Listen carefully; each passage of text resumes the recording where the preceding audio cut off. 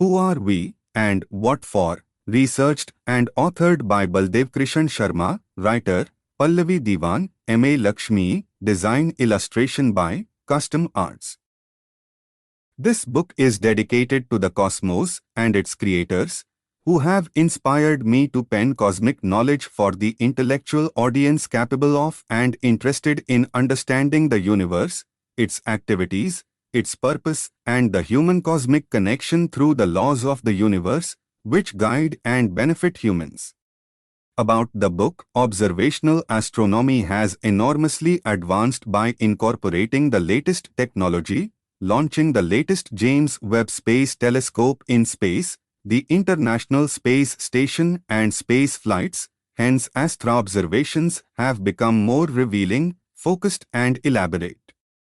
But the present knowledge of cosmology is based on this observational astronomy and its interpretations by astronomers, scientists, mathematicians, the laws of gravitation, and Einstein's theory, based on assumptions and hypotheses. Astrogenesis is a 25 years study undertaken to understand and discover the universe with an alternate approach based on the laws of purpose, clues drawn from scriptures, and the laws of universe functioning, including the human-universe connection. This book, Who Are We and What For, is a starting point in understanding the human-cosmos connection and how the universe could be revealed through it. This book is like taking the first step on a journey of 1,000 miles for the vast universe awaiting discovery, unfolding mystery. Here on from this book Volume 1 onwards, we shall have a number of volumes to follow in a series. Preface. He thinks, therefore he is. Baldevkrishan Sharma is known for his ceaseless cerebral activity. He is a compulsive and obsessive thinker of a unique kind. 20 years ago, he shared his thoughts with me, as I was known to him as a professional scientist. Like a child, innocently mischievous, he would open up his thought box before me. He would vigorously promote his thoughtware, which consisted of physics and metaphysics. I used to listen to him, apparently attentively, without letting him know that my research mind was weighing the mass of his newly minted axioms on the grudging scales of scientific philosophy.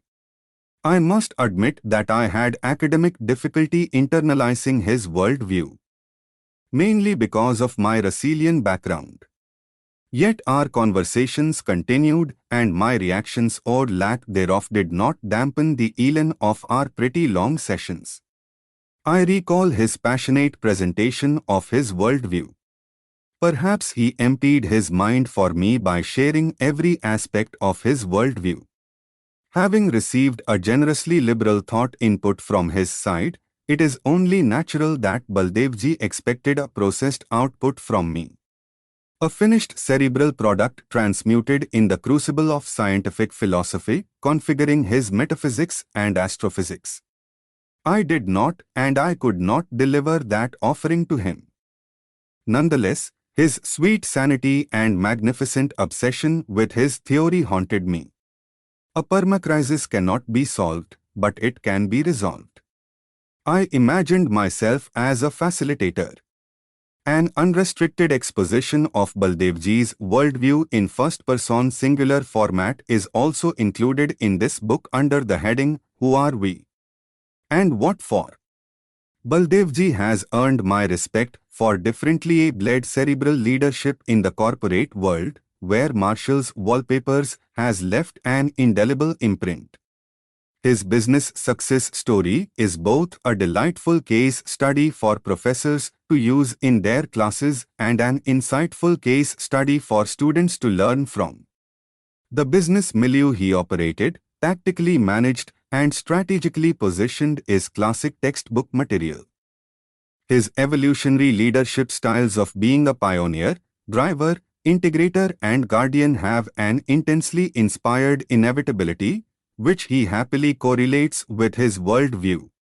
The fascinating amalgam of metaphysics and business thought leader, which he is immersed in creating his style of revolution within the innovation revolution. Not to have read and understood Baldevji would be a sure miss in modern Indian history. Dr. A. P. Jayaraman, Nuclear Scientist. Section A. Part 1, Chapter 1, Birth of the Unsung Hero.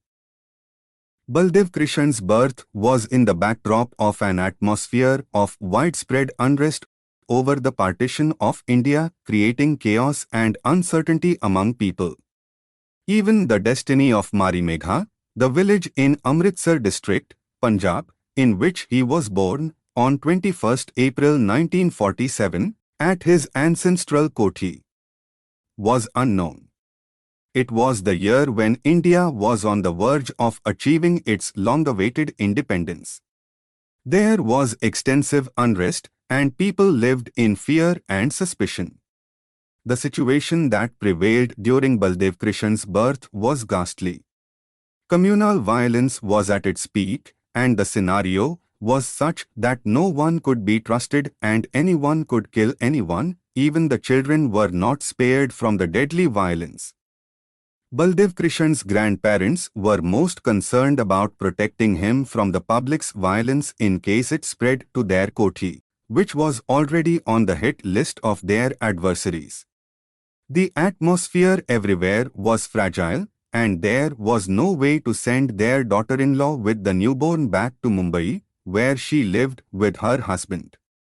There were instances of sporadic violence in several places in Punjab, especially against those found travelling alone or in small groups. The family was caught up in a do-or-die situation, and the presence of baby Baldevkrishan gave them the strength to face the problem with all their might. To protect themselves from any ordeal, the men in the house kept swords, spears and lathis for fighting, and a tandoor, an oven used primarily in Punjab to bake Indian bread, turned into a sort of fire kiln to boil oil to be poured from the top of the house on intruders. The family's women armed themselves with finely ground red chili powder to hurl in the eyes of possible attackers.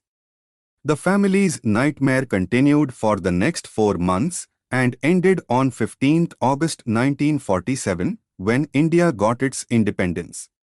While India became free from British rule, Pakistan was born the previous day after the partition of India. A portion of Baldevkrishan's village, which is only 6 kilometers from the international border, was kept in India, bringing further relief to everyone. The instability, rampant violence, looting and murder that were occurring throughout Punjab continued, as well as the transfer of population. The crossing over of Muslims to Pakistan and Hindus entering India continued for some time. Things were under control as time passed, and the dust settled around December that year. Baldevkrishan's father, Ramratan Sharma, was a banker working with Punjab National Bank in Mumbai, and the family led an ordinary life. The family lived in a rented house located near Gufa, Caves, Road Nalla in Jogeshwari, E. It would be interesting to note that the Sharma lineage was originally the wealthiest family in India, having all the extraordinary luxuries and amenities of life. However, while Baldevkrishan's grandfather lived, the family was reduced to rags. The shift in the family's original surname, Devgan, is another intriguing turn in the story. When Ramratan appeared for competitive exams and filled up the forms, the generic surname Sharma got etched and continued forever. The family thus lost the tag of their original caste, Devgan, to which they belonged. Part 1, Chapter 2, Story of the Family from Riches to Rags. There is a proverb that says, "The thing that changes humanity is wealth." This goes well for the Sharma family. The great-grandfather of Baldevkrishan, P.T. Labchandji Devgan, was a rich zamindar, landlord, and a respectable man. The family's sofa room, a private meeting room, had large brass metal pots filled with gold and silver coins on the shelves. The Devgan family had such immense wealth that the following 7 generations could survive without having to do anything. He had 2 sons, P.T. Mulkharaj, the grandfather of Baldevkrishan, and his younger brother, P.T. Lekhraj. Needless to say, the boys grew up in a surrounding filled with all luxuries of prosperity, without the need to worry about money. Moreover, P.T. Labchandji was known for being a kind individual, who gladly offered financial assistance to peasants, ministered to their grievances and found solutions to their issues. He would work harder to foster social harmony, ensure jobs for the underprivileged and marry off their daughters by providing them with financial assistance. Wherever he went, people would stand up as a mark of respect and extend the Indian salutation of Namaste with their palms together. He was addressed as Jilledaraja, king of the district.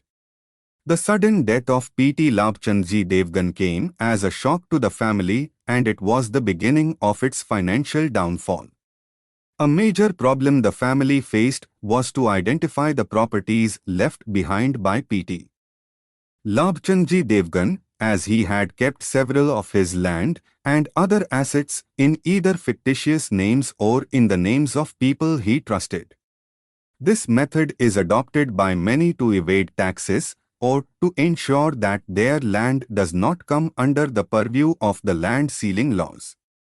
Such transactions are known as benami, in fictitious names or in the name of trusted ones, transactions.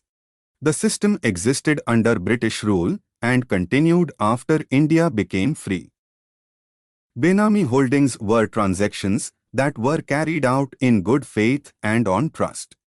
In this instance, those who held the benami properties on behalf of P.T. Devgan refused to honor the claims by the Devgan family that the land belonged to it and refused to return the properties and assets to the real owners. The coercive and strong-arm tactics used by the Devgan brothers yielded poor results for them. Thus, there were multiple police cases, litigations, political interventions and other social tactics which led to the family's bankruptcy and its social boycott. Things took a turn for the worse when the 2 brothers had arguments over the issue, culminating in conflicts.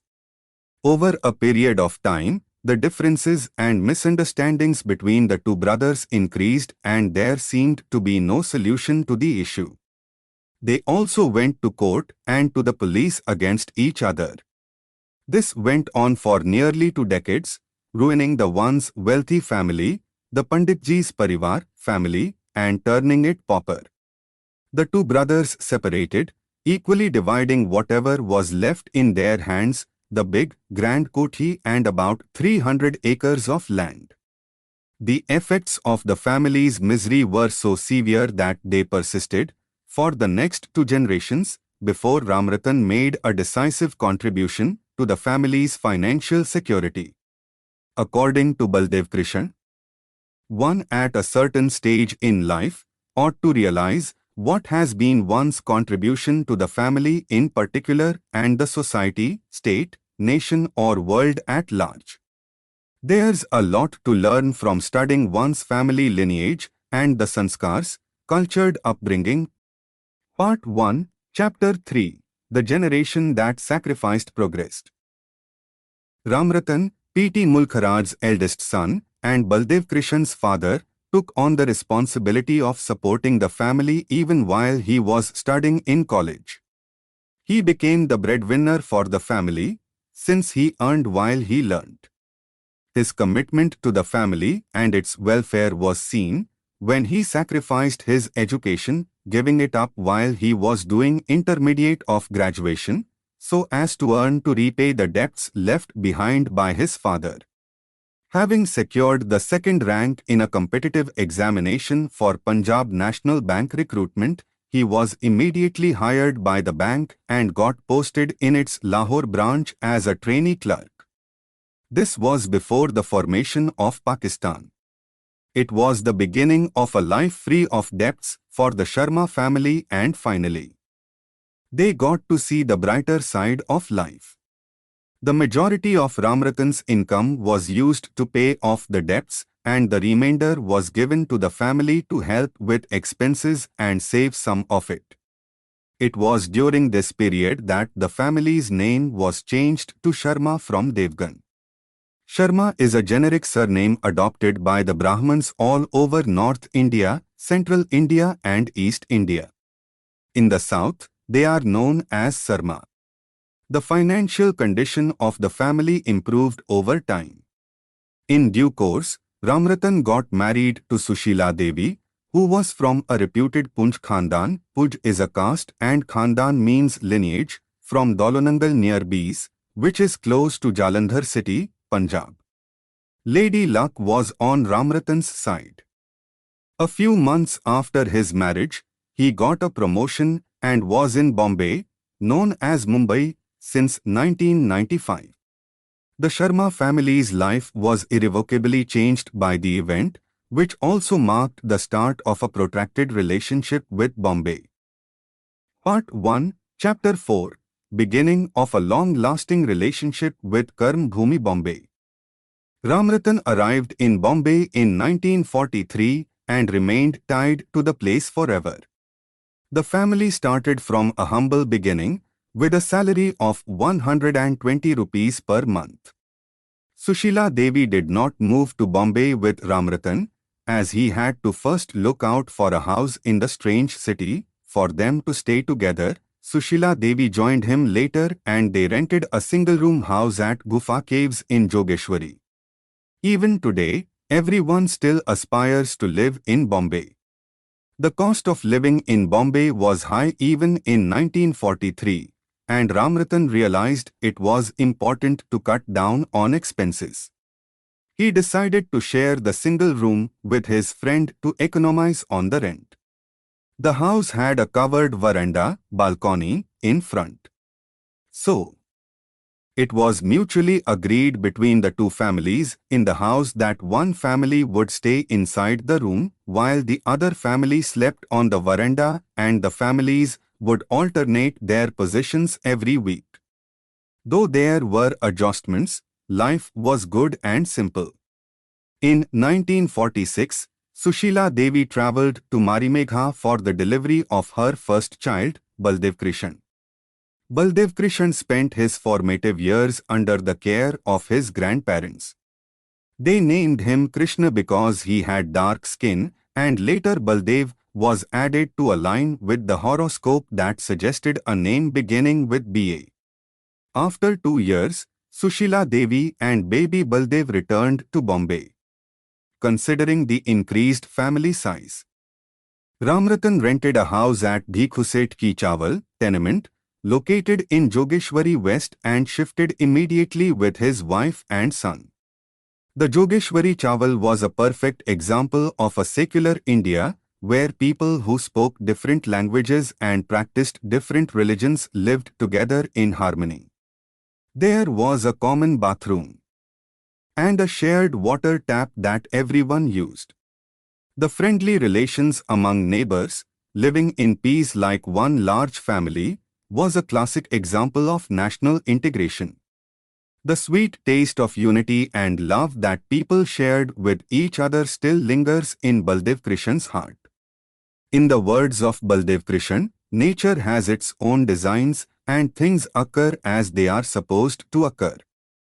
Part 1, Chapter 5, School Admission Destinies Play. Baldevkrishan's first sibling, Chandar Mohan, was born in 1953. With the birth of the second child, Baldev's parents' lives got busier than earlier and more time was devoted to taking care of the newborn baby. In addition, his father received a promotion to the position of bank custodian, which resulted in very little time for him to spend with his family because of prolonged work hours. Philo D'Souza, one of their neighbors, liked Baldev a lot and was quite close with their family. She also had an excellent relationship with the church that oversaw the English medium school in the area at Amboli. One day, it suddenly dawned on her that Baldev was 6 years old, and that it was his school-going age. She took him to St. Blaise High School and had him enrolled in first grade right off the bat. She did not stop there. She further went on and took care of all his admission requirements and paid for his books, uniforms and other expenditures on her own. It was a noble and sweet gesture on her part. She expected the Sharma family to be ecstatic, but it turned out exactly the opposite. Philo had no idea that she would have to endure the anger of Baldev's father as a result of her deeds. Baldevkrishan's father was patriotic and wore nationalism on his sleeves. He vehemently opposed sending his kids to an English medium school. On the contrary, he believed in the ideology of the Rashtriya Swayamsevak Sangh (RSS), which is to educate the new generation in Hindi. When he came to know about the admission, he could not control his anger. Philo was immediately questioned by him, and they got into a contentious debate. But whatever was said and done, the admission was confirmed and he could not revoke it. Ramratan was left with no choice but to agree to send Baldevkrishan to an English medium school. It is worth emphasizing that, at their father's demand, Baldevkrishan's sister and brother attended a school where the primary language was Hindi. It appeared as though Baldevkrishan's enrollment in an English medium school was predetermined. He says, "I was indeed lucky to have been in an English medium school, since this shaped my career and triggered events that turned my life around and became the foundation of my higher education, research, innovations, confidence building and ease of communication in English during international travel and meetings." Part 1, Chapter 6, The Emergence of an Innovative Mind. During his school days, Baldevkrishan could sense a growing desire to get a deeper understanding of mathematics and science, which were his favorite subjects. Hence, after finishing his secondary school exams at St. Blaise High School in 1964, Baldevkrishan pursued his further education in science at KC College, Churchgate. His curiosity about the topic grew as he learned more about it, and this awakened his latent scientific and research mind. After completing his 12th board, he joined the Royal Institute of Science, one of the top colleges in Mumbai and an extension of the famous Elphinstone College. He took physics as his principal subject and mathematics as a subsidiary subject. The best thing about the college was that it provided a platform, in the form of an exhibition, to showcase students' scientific temperament. Baldevkrishan had waited for such an opportunity, where he could use his theory in practical application. It was during these years that Baldevkrishan identified his passion for innovations in science and technology. His life motto was now clear to him. It was the beginning of the evolution of an experimental mind. Baldevkrishan recognized a hidden opportunity during that time in one of these peculiar incidents. It was his first face-to-face encounter with his innovative mind, though more such events were yet to come where he could showcase his brilliance and prescience. A phone was considered a luxury back then, and not many people had one. It was customary to make urgent calls on a neighbor's phone under such circumstances. The owner had little control over saying no to important calls coming in from across the country. On one such occasion, Baldevkrishan was waiting at his neighbor's house to use the phone. It came to his notice that the phone's owner, or someone from the family, would constantly monitor the person availing the facility. They would be glued to the dialer, watching what was being dialed. Baldevkrishan understood the owner's reason for worry. On the pretext of making local calls, some users smartly made STD, subscriber trunk dialing, and outstation calls, and the owner ended up paying heavy bills. It was the era when phone charges were extremely exorbitant and hence not everyone could afford to have a phone. Baldevkrishan felt pity for the owner, who was not only generous enough to allow people to use the phone but also had to deal with the dishonesty of people making STD calls and paying for local. It was a classic example of babysitting the phone. This incident kindled his inventive mind, and he got the idea of developing a subscriber trunk dialing control device, STD-CD. After a lot of experiments, he was successful in inventing a device that controlled and monitored the calls. And as luck would have it, an intercollegiate science fair organized by SO in his college in the year 1969, titled Ideas in Action, provided a platform to showcase his new creation. He presented a live demo of the STD control device. The device he built was based on the concept of identifying and filtering STD and local calls without having anyone monitor them. The device also had a function that could sense STD dialing and stop it immediately if anyone attempted to do so. But if someone wanted to make an STD call, then they had to use the key to unlock the STD. Local calls could be made without any interruptions. Such technology was essential at that time, and the device garnered many eyeballs that saw great commercial value in its utility to the public. As expected, he won the first prize with a trophy and cash money of Rs1,000. The accomplishment was widely publicized and featured in citywide newspapers. Baldevkrishan became a genius star overnight in the college and among business groups. Under the guidance and supervision of the college principal and the physics professor, Baldevkrishan further refined the exhibit and applied with the Invention Promotion Board, New Delhi. In the next academic year in 1970, Baldevkrishan again participated in the exhibition and showcased his new invention, a gas control device.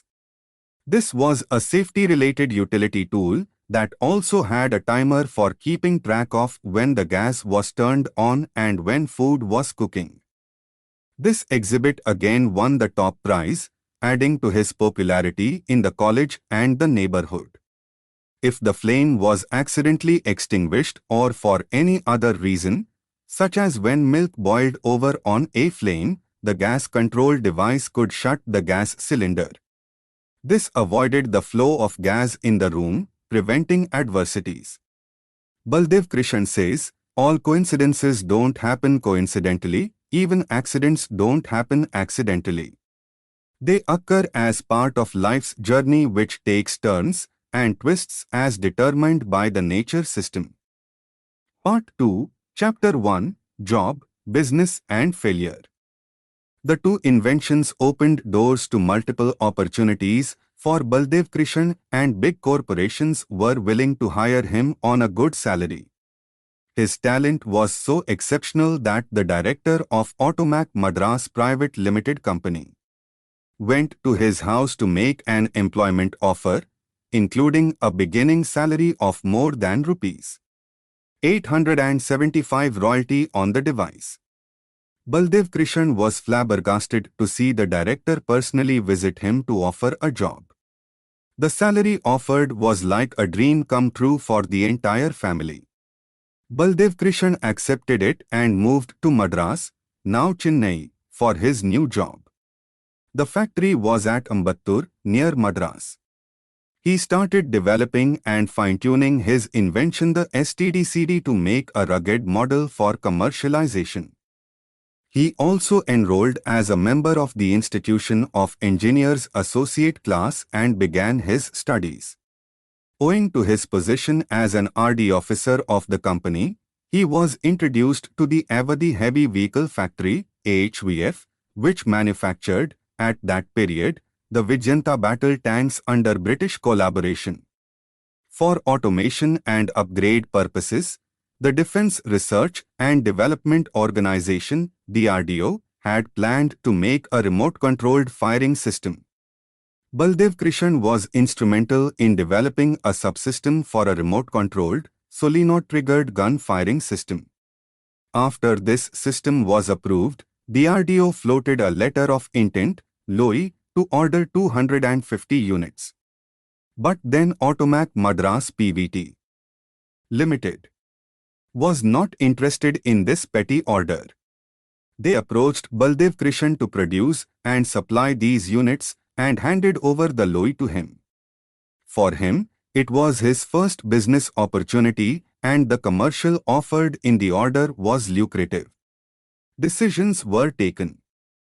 Baldevkrishan left the company to pursue this opportunity from DRDO in September 1972 at the age of 25. With an offer letter in hand, he landed in Mumbai full of spirit and confidence. Baldevkrishan had a big order in hand amounting to Rs 15,50,000 and he had plans to start his manufacturing unit to fulfill the order. He decided to manufacture the STD-CD unit and the gas control device in the factory. Things were turning out the way he wanted. He started Ratanshil Electronics, an industrial unit in Mumbai, with great pomp, unaware of the hurdles in the business process and registration. The company's name was drawn from his father's and mother's names Ramratan and Sushila Devi, combining them as Ratanshi. With great hope, Baldevkrishan dove into the business, only to be mercilessly stranded for days together by the government authorities and the complicated administrative procedures for starting up the manufacturing. Problems had started showing their ugly faces right from the beginning of the business setup. Small-scale industry, 551, registration was mandatory and Baldevkrishan had no experience in this arena. A bank loan would not be possible without these documents. The registration and other documentation processes for the premises and the industrial unit were complicated and Baldevkrishan started spending a lot of time visiting government offices. He started losing control of the timelines and the manufacturing setup was delayed indefinitely. He realized that he lacked experience and was clueless about setting up an industrial unit. Moreover, he was running around each day trying to finish the procedure without any support and was doing it single-handedly. He was in the realm of tasting failure for the first time in his life. Meanwhile, AHVF started pressing for the supplies of prototypes of the product test samples for approval before placing firm orders, but the delay in procuring machinery and the lack of funds only made matters worse. Meeting the deadline for delivery of the final product was not possible and the project died prematurely. He had no choice but to shut down the unit. The order was cancelled by DRDO, leaving Baldevkrishan in a debt of over Rs 50,000. This value would be equivalent to Rs 20 lakhs in 2023. His first business crashed and he had to look for a job to cover the incurred losses. At the age of 25, Baldevkrishan got a taste of success, failure and debt. Baldevkrishan believes that failure is the best teacher and that he has learned a lot from this failure. Part 2, Chapter 2, Groomed for Business. On his father's recommendation, Baldevkrishan was hired by the Ramon Group of companies as an RD engineer 3 months after his first business failure. His initial pay was Rs 1,500. This was in March 1973. He accepted the offer and went with the flow. After all, he had to pay off the debts and the money he had borrowed from his father, relatives and friends to start his first business. At Ramon, he was in charge of their figurate and health equipment division. In a very short time, he started successfully designing and developing models and products for the division.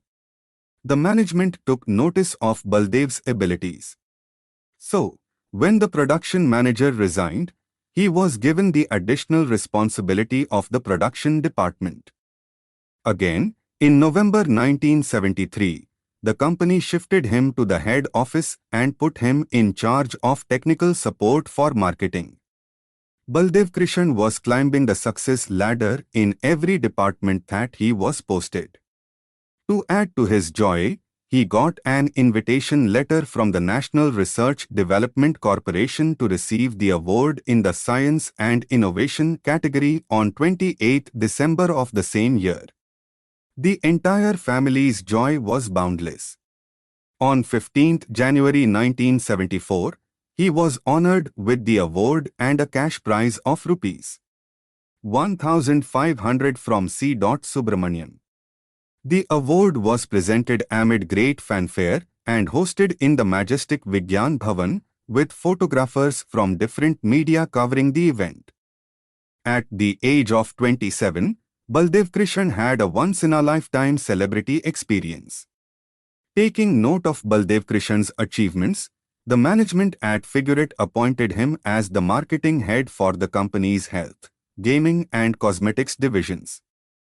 Baldevkrishan was an earnest learner, an enthusiastic performer and an achiever. He grasped the opportunity and learnt everything about marketing, including public relations, advertising and direct marketing. Additionally, he got an opportunity to develop contacts with the agencies with whom he had to deal on a daily basis. Given the high quality of the deliverables, the company gave a Rs. 5,000 raise in December 1974. He progressed in his professional life. Baldevkrishan and his wife Promila, whom he married in June the same year, celebrated this success and honor along with their family members. On the surface, everything seemed to be perfect at the workplace, but Baldevkrishan knew better.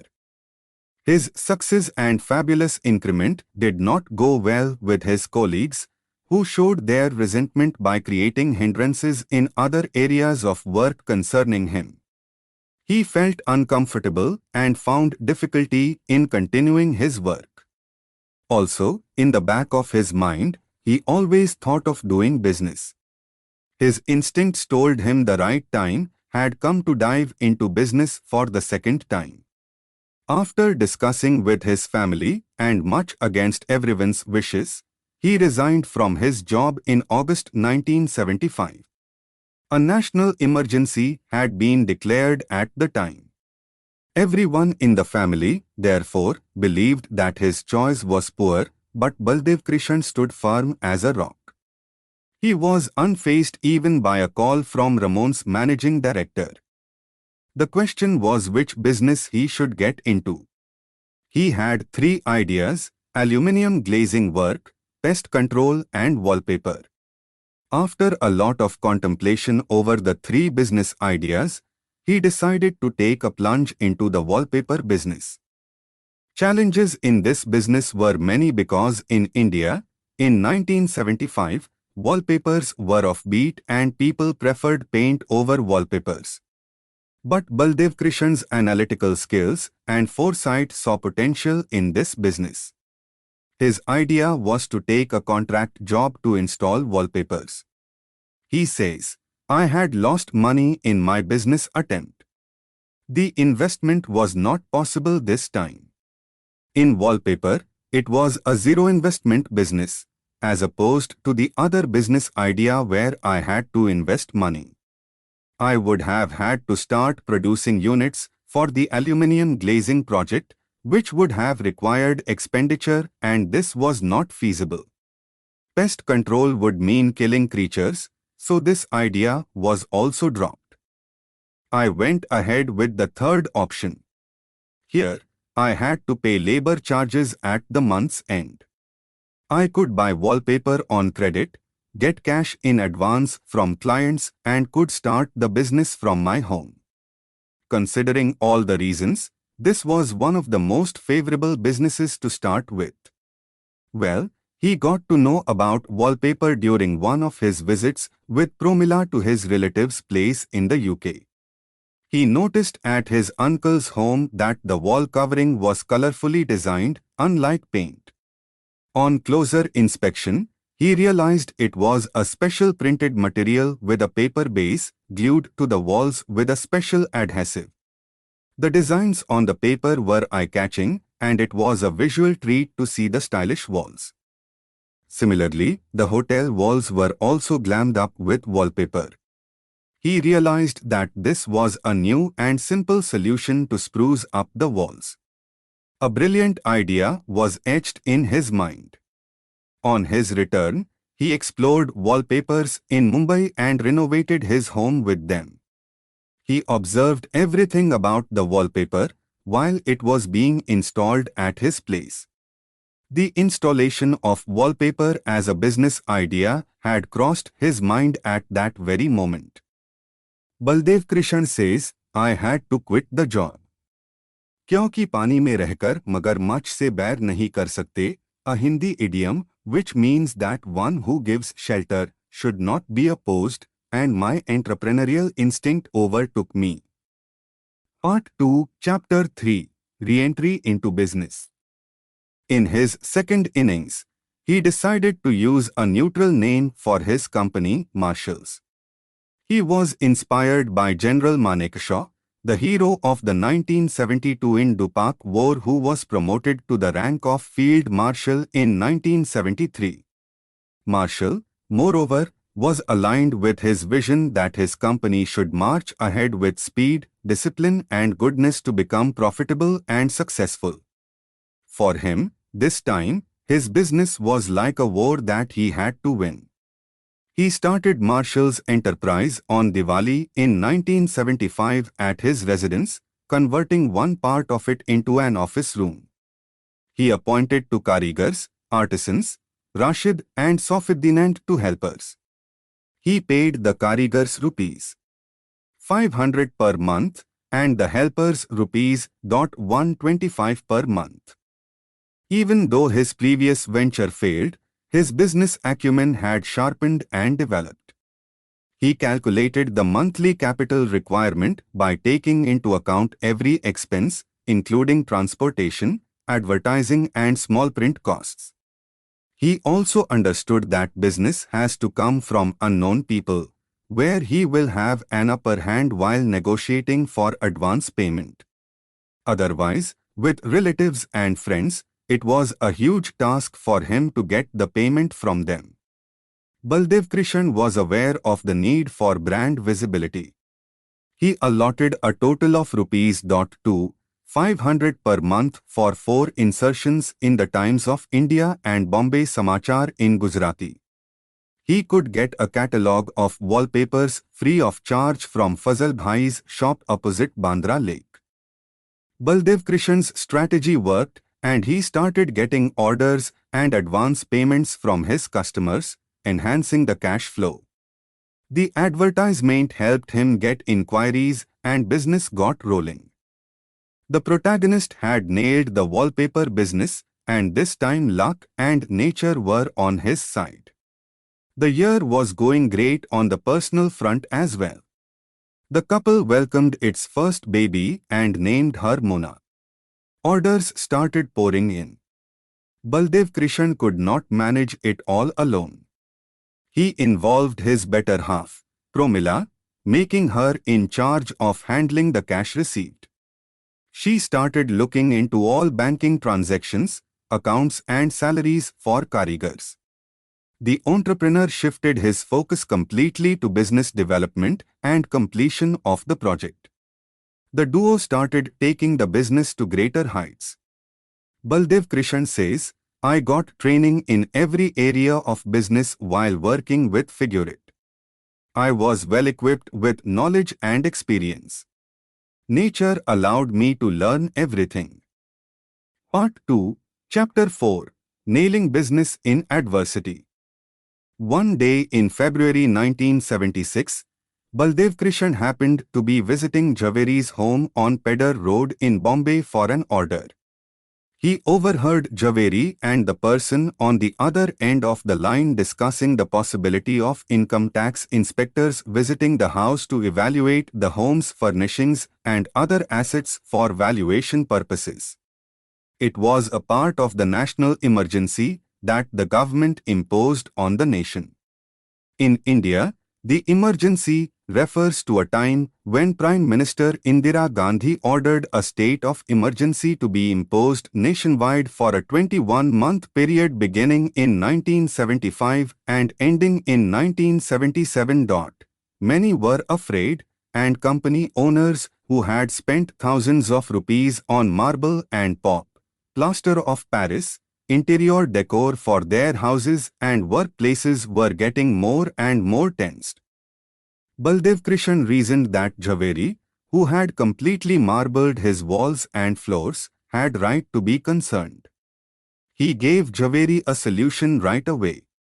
He was, after all, a natural businessman who was just waiting for an opportunity to knock on his door. He suggested, I could quickly fix it by installing wallpaper over the Italian marble walls, which would bring down the valuation to a paltry rupees 1.5 per sqft. I will also give you a bill for his work. The proposal overwhelmed Jhaveri. He immediately gave Baldevkrishan an order for the entire flat, including wallpapering the ceilings. The idea spread like wildfire among elite business owners stuck in a similar situation.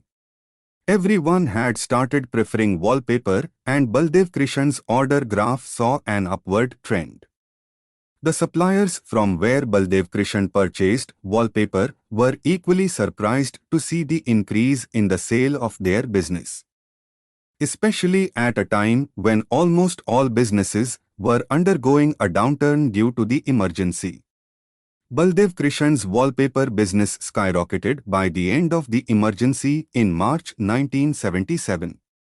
He expanded the team by adding 12 more karigars and personnel after realizing that the current crew was unable to handle the increased volume of orders. A site supervisor and a sales executive were also assigned to oversee the ongoing work. Baldevkrishan was a considerate and understanding boss. To make his workers' lives comfortable, he bought a second-hand Fiat car with a carrier on top, where ladders, planks and rolls could be carried to the customer's site. It was a transport vehicle, and the workers used it to reach the site. Everything seemed to be working perfectly until another major issue came to the forefront. The labor movement gained momentum in 1979.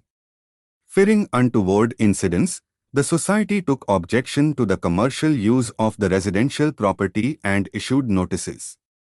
The matter was serious, but for our promoter, it was a potential game changer for Marshall's enterprise. Baldevkrishan says, the moment you decide, it starts happening. When decided, it happens. Part 2, Chapter 5, Building Empires. He marched ahead and bought a shop at Prabhadevi and transformed it into a wallpaper showroom. He changed the face of Marshall's enterprise and made it a turning point in its history. On 10 May 1979, Sushil Kumar Shinde, Maharashtra's then Home Minister, inaugurated the Marshall's showroom to widespread fanfare. With the increasing popularity of wallpaper, the demand for it also increased. Architects and interior designers started procuring wallpaper in large quantities. It was time to take another big leap in the business. Baldevkrishan travelled to London in 1980 and explored the import business of wallpaper. He tied up with prominent companies like Colorol, Crown and Sandersons, which had exclusive collections of wallpaper, and launched his import business. He started the trading business of wallpapers during this period. Marshall's Enterprises was transformed from a works contract to a works contract and trading business. It was a year of progress on the work front, and adding to the joy was the arrival of the couple's second baby, Karan. Between 1982 and 1985, Baldevkrishan purchased Unit 106 in Kakad Udyog Bhavan, Mahim, Mumbai, and then subsequently the other units 108 and 109. The head office was built by combining units 108 and 109. The import business started and containers arrived. It was catching up well and there was no dearth of customers either. But then, in 1981, the government banned imports to conserve scarce foreign exchange. There was no dearth of customers either. I was warned by the officials of the severe consequences I would have to face if I continued the imports. The strict restrictions, rules and regulations made it difficult for the company to comply with all the document requirements, says Baldevkrishan. The state of affairs forced Marshall's enterprise to abruptly stop the imports after receiving a caution notice from the collector of customs. Many in the industry felt it was the end of the game for Marshall's enterprise. But Baldevkrishan was always one step ahead in tackling adversity. As a solution to the problem, he decided to start his manufacturing unit for wallpaper. Well, that is the undying spirit that ensured Marshall's enterprise never perished. His entrepreneurial skills did not allow him to be known as a failure. It is also how he looked at problems. He says, "My first venture failed, according to many, but I see it as my learning experience. Failure is the best teacher, and my teacher taught me many lessons." Taking cognizance of the earlier failure and its reasons, he did his homework well this time in all areas. He had imported stocks in abundance. So, he did not rush to start the manufacturing unit. Right from thoroughly understanding the procedure and starting a factory to the production process, he studied everything in detail. They say once bitten twice shy.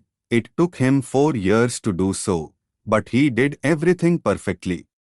In 1985, he rented a 1,200 square foot unit at Nandjot Industrial Estate on Andheri Kurla Road near Safetpur and established a small manufacturing unit. He named his unit Gratex Decorative Industries Pvt. Limited. But this was not a full stop. He knew this was a small space, and he would need a bigger one. In the same year, he purchased one plot at Koprakhairne, Navi Mumbai MIDC, and with the help of R.D. Kulkarni, an ex-MIDC GM, and K.P. Bharadwaj, started constructing the plant and installing the machinery. To start with the manufacturing process, he procured locally made rotogravure and coating machinery, a machine for rewinding jumbo reels into standard rolls, an embossing machine, and a shrink packing machine. I wanted to try something new and different with wallpaper. I decided to break all the previous standard sizes of wallpaper. His innovative mind gave birth to rotogravure printed wallpaper with a washable coating that he developed in the manufacturing of wood grain design wallpapers. It was named Crest 21, and it was the first wallpaper brand developed and manufactured. Baldevkrishan developed a special width of 2 feet, instead of the standard 21 inches width wallpaper. The length was 50 feet, instead of the standard 33 feet. So, for the first time, they had wallpaper of 100 square feet instead of the usual 58 square feet area. This accomplishment speaks volumes about his exploratory abilities. The wallpaper was shrink-wrapped in polythene and ready for installation. Crest 21 was inaugurated at the Hotel Taj by the great business icon S.P. Godrej in the presence of several major industrialists. Baldevkrishan's product received an overwhelming response at the ceremony and was appreciated by all. The event fueled his already fervent spirit even more. His idea was to make Crest 21 a big brand and reach out to every inch of the market. In another breakthrough event in 1987, Marshall's Enterprises hosted the All India Dealers Conference at the Hotel Holiday Inn, Juhu. Inaugurated by Baldevkrishan's father, the company received huge orders at the exhibition. It was also the day the company established an All India network of stockists, distributors and dealers. I still remember the happiness on my father's face. He felt so proud and contented. For me, his happy face was my real success. I still cherish those feelings, says Baldevkrishan. The manufacturing of wallpapers kickstarted the trading business of wallpapers as well.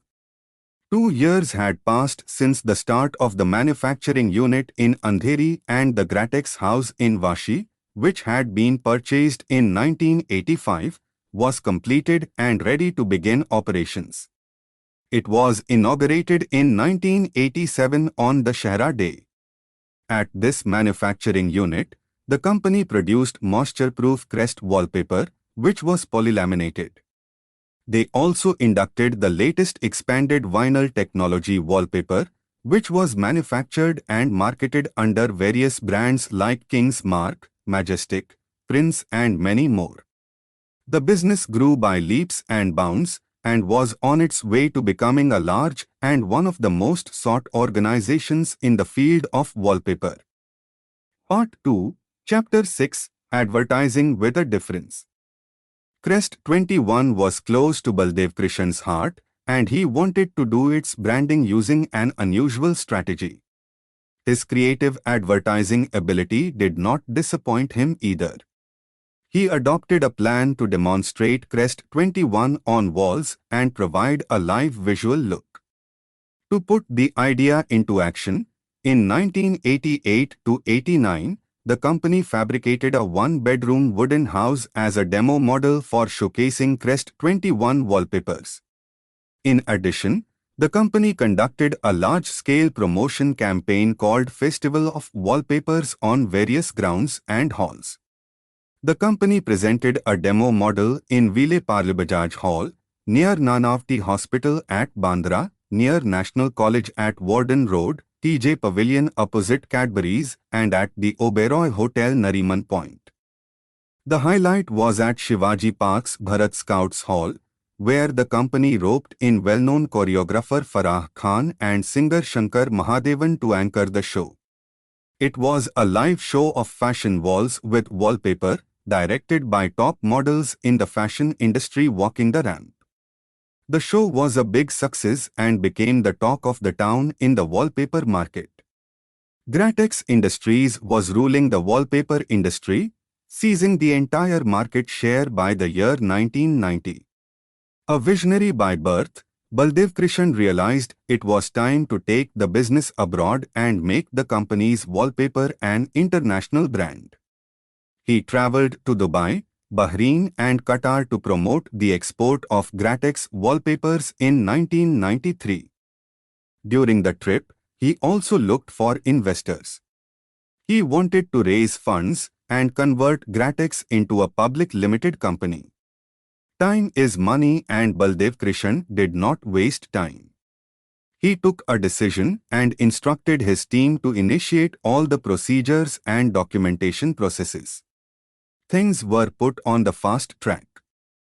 In 1995, Gratex Private Limited Company became Gratex Industries Limited, GIL, with a total equity capital of Rs 3 crore. The owner's equity subscription was 38%. The price of the initial public offering, IPO, was Rs 80 lakh. More than expected, the shares were oversubscribed by 6 times. The company raised Rs 1.89 crore of capital from the market. 2 eminent personalities were appointed to the company's board of directors.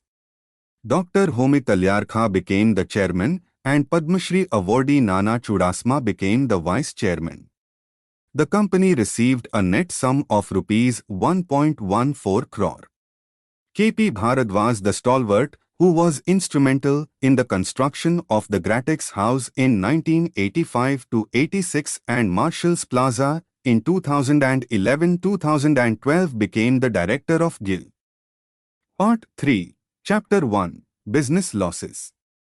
Everything seemed to be fine, but then finances took a back seat.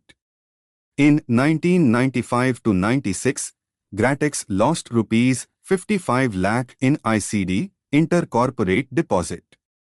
That was a major hit to the cash reserves, and what was left in hand was a paltry rupees 59 lakh out of the rupees 1.14 crore received during the public issue.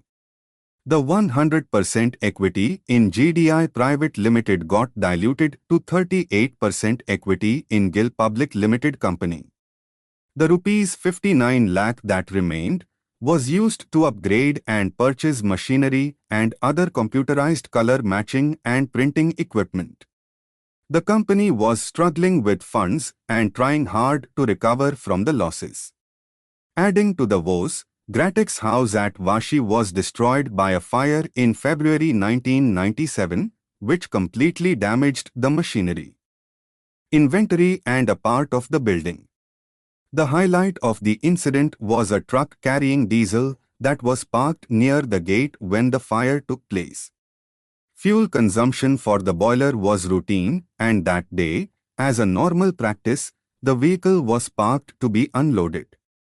When Baldevkrishan learned about the truck with diesel, he realized the damage that would be caused if the truck caught fire. Moreover, sensing the worst, the truck driver had run away from the location. Pulling all his strength amidst the chaos, Baldevkrishan ran towards the truck, boarded it and drove away the vehicle from the fire site. His foresight prevented the worst-case scenario. He saved many lives by risking his own. He is indeed a real-life hero like the ones we get to see in the movies. On the money front, the incident not only eroded the asset, but also made a big hole in the pocket due to an expired insurance policy. The losses were estimated to be more than rupees 1 crore. The renewal of insurance was delayed due to the reassessment of the plant and machinery.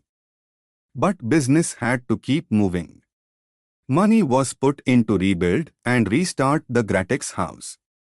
Sanjeev Naik, the MLA at that time and son of former Minister Ganesh Naik, did the ceremonial muhurt, auspicious launch, of the restored Gratex House in April 1997. By mid-April, production was in full swing and efforts were directed towards increasing business and covering the losses. Things appeared to be going in the right direction. But the worst was yet to come. The past few years' losses had put a lot of mental stress on Baldevkrishan. Baldevkrishan says, the terrestrial nature system, TNS, remotely guides our life's journey on a moment-to-moment basis. Those who follow the go process are rewarded through success, satisfaction, health, respect and all, and those who violate it through their free will and take the no-go route get punished through losses, discomfort, adversaries, insult, disrepute, health issues, etc. Part 3, Chapter 2, The Turning Point. The timing could not have been worse. On 7th September 1997, Baldevkrishan was at Gratex House when he suddenly experienced chest pain. Even in this moment of despair, Baldevkrishan didn't lose his calm. Instead, he drove himself to the nearest hospital at Vashi Sector 17, Navi Mumbai. He had suffered a massive heart attack and had to be put up in the ICU for 11 days. It was an attack that could have been fatal. But with the right treatment and everyone's prayers, Baldevkrishan survived the attack and recovered slowly. Even in this moment of despair, Baldevkrishan didn't lose his calm. Instead, he drew in his words. It was his second life and a massive turning point. He began to believe that some purpose had to be fulfilled by him, and hence his life got an extension. He directed his thoughts toward unearthing the mission. Meanwhile, his absence made Marshall's financial position quite weak and precarious. The family had a problem even paying the cost of his heart operations. In November 1997, he underwent a major bypass heart surgery at Lilavati Hospital, performed by Dr. Ramakant Panda. It took him 6 months to recover completely. This incident completely changed his outlook on life, and he wanted to spend time studying and researching his passionate subject and finding answers to two questions that predominantly kept him awake many nights. Who are we and what for? But then the million-dollar question was, who would take care of Marshalls? After giving it a lot of thought, he found an answer. He scheduled a meeting with his son Karan, who was 18 at the time, and his daughter Mona, who was 22. He communicated his thoughts and shared his intentions. He told them in no uncertain terms, either I hand over Marshall's enterprise to you both or sell it off to someone else. Mona and Karan conveyed their desire to take up the reins of Marshall's, under the support and training of Baldevkrishan. Mona had recently graduated and had studied interior design at Raheja's Interior Designing Institute. She began devoting time to Marshall's and started her training journey instantly. Karan was studying at Podar College and undergoing a foundation course in CA, Chartered Accountant, under their auditor B.M. Doshi. Karan joined Marshall's after 2 years. The year 2000 saw Mona and Karan's active involvement in Marshall LS, giving a lot of impetus to the management of Marshall's and Gratex. Baldevkrishan aimed to train them in all operations of the business and prepare them for positions on the management board. A decision was also taken to shut down the 9 ancillary companies over a period of time to ease management. As a part of the training process, Baldevkrishan took Karan and Mona to an international exhibition at Frankfurt Messe in 2000, where they were introduced to the world's best manufacturers and suppliers of wall coverings. Not only did they have a hold on the industry and the import process, but the exhibition also exposed them to trending new collections and the diversification of wallpaper. The decade, 2000 to 2010, witnessed Mona and Karan learning and overlooking the business in their hands. The ancillary companies were shut down during this decade, and two principal functioning units were retained: Marshall's Enterprise, which was concerned with work contracts and trading activities, and the other GIL, which was in the industrial unit. The company also consolidated the production of Crest moisture-proof wallpaper and PVF wallpapers, polyvinyl foam, creating innovative products, and several varieties and catalog brands were introduced. In terms of achievement during this decade, it set records for a 700% jump in sales turnover, franchise expansion, the purchase of 10,000 square feet of premises in the posh Mumbai's Worli area, and the building of a beautiful showroom called Marshall's House. There is an interesting story behind the creation of the Marshall's House.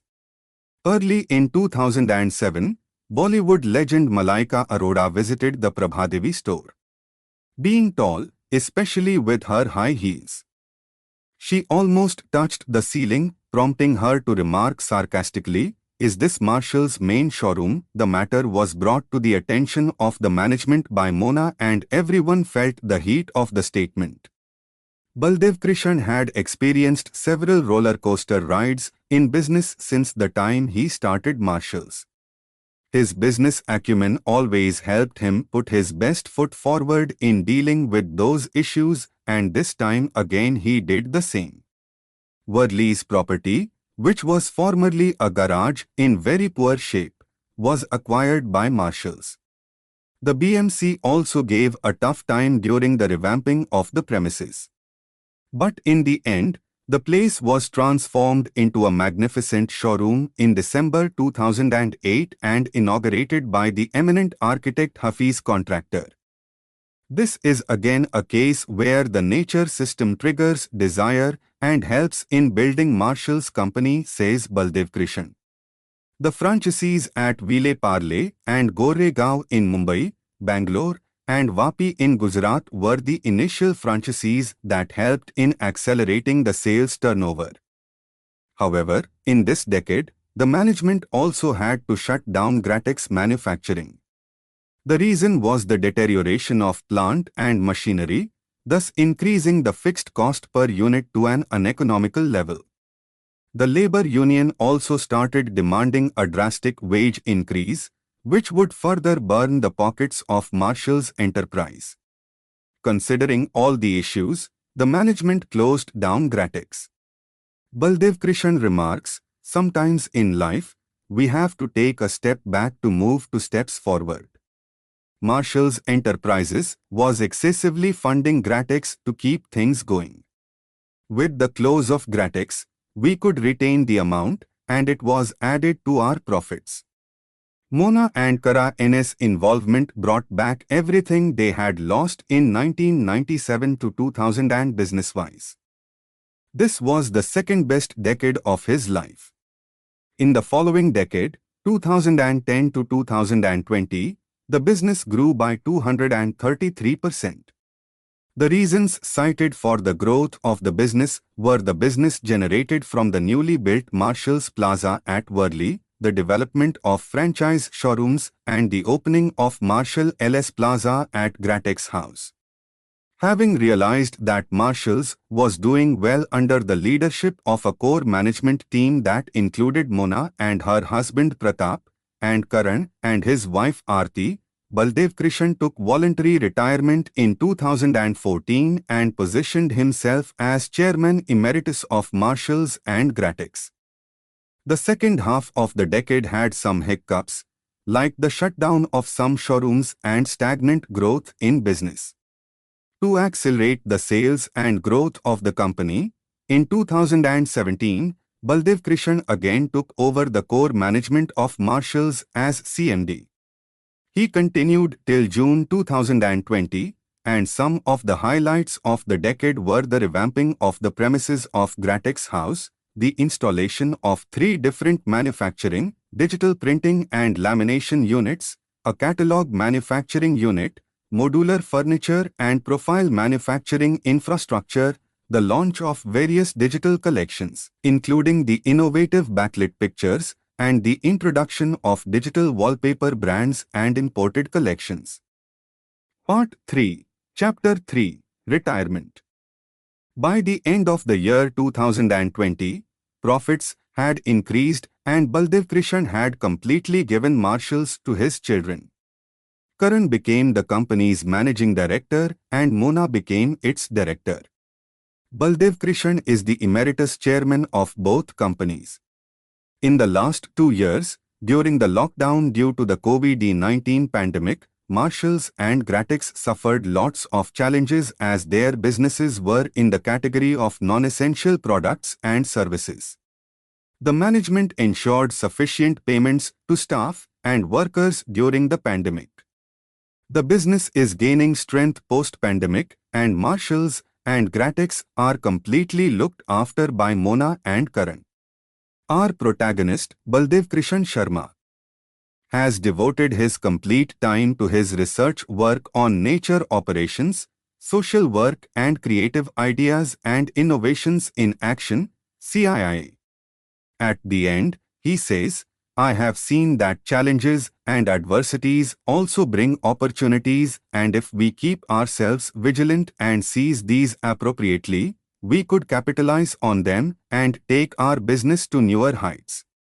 He believes that one should create something significant and worthwhile for the transcending generations to quote, remember and be proud to be a part of the family tree.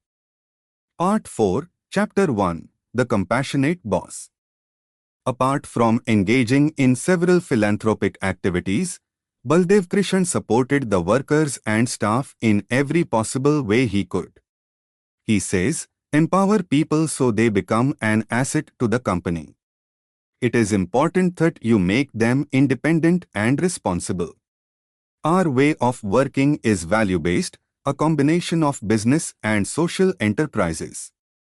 During the 1998 to 99, after his recovery from a severe heart attack, he realized the importance of securing the future of the workers.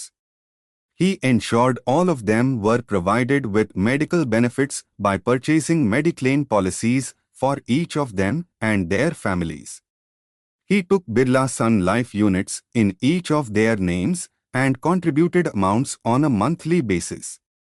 The company established the Karigar training program under MTI, Marsha Ellis Technical Institute, and started Marshall Ellis Business Academy for staff and management training. This was during the 2000 to 2010 decade, when Mona and Karan were involved in the business. When Marshall's Enterprise became Marshall's Enterprise India Pvt. Limited, MEPL, the company ensured the transfer of all Karigars and employees to Maple by issuing appointment letters and providing all statutory obligations and benefits to which they were legally entitled. Moreover, the employees were duly compensated before being transferred to Maple. Another calamity that claimed many lives worldwide was the pandemic. Mona and Karan, who are in charge of the business now and were during the pandemic, followed in the footsteps of their father. Though the business was affected, they provided salaries to all the staff and workers and continued the tradition of being an empathetic employer. After all, it is all in the genes. In return for the kind gestures, the staff and workers always supported the company through thick and thin. In Baldevkrishan's words, Marshalls earned the loyalty and appreciation of their staff and workers for the act of voluntary generosity towards them. We have had the same staff with us for the past 40 years. This is possible only when people trust you and they know you are dependable. Baldevkrishan proudly says, Marshalls reflects a spirit of a micro-India wherein we have staff and workers from all over India and leading religions. Whatever you need, first start giving. If you need love, first start loving others. And if you hate someone, you also face hatred. Part 4, Chapter 2, From Walls to Laughs. After his severe heart attack and a narrow escape from death, Baldevkrishan pondered, who are we and what for? How are humans connected with the universe and its activities? During his studies, he came to the conclusion that humans are programmed by the nature system and thus, whatever is destined to happen will happen regardless of what is said or done. Baldevkrishan realized that a human being is a biorobotic organism programmed by nature and that we can truly live by accepting and understanding this inseparability and learning to laugh at things that are beyond our control. Having arrived at this conclusion, he said, why not then humor it out and laugh it off? He says, one has to learn to laugh at the critical situations that are not in one's control and learn to laugh it off. To spread laughter among people, he came up with the idea to organize the Marshall's Comedy Awards, MCA. The first show was organized in February 2004. This was an out-of-the-box thought from someone who had single-mindedly and seriously pursued his dreams and engineered his family's return to glory, while also creating a career and business machinery geared to those objectives. The first comedy show was hosted by Ruby Bhatia and performed by artists like Sue Kelly from South Africa, Jagdeep and Sudesh Bhosle, and the chief guest of the program was film star Padma Shri Sunil Dutt. It was held at Shanmukhanda Auditorium, and more than 3,500 people attended the show and laughed their heart out.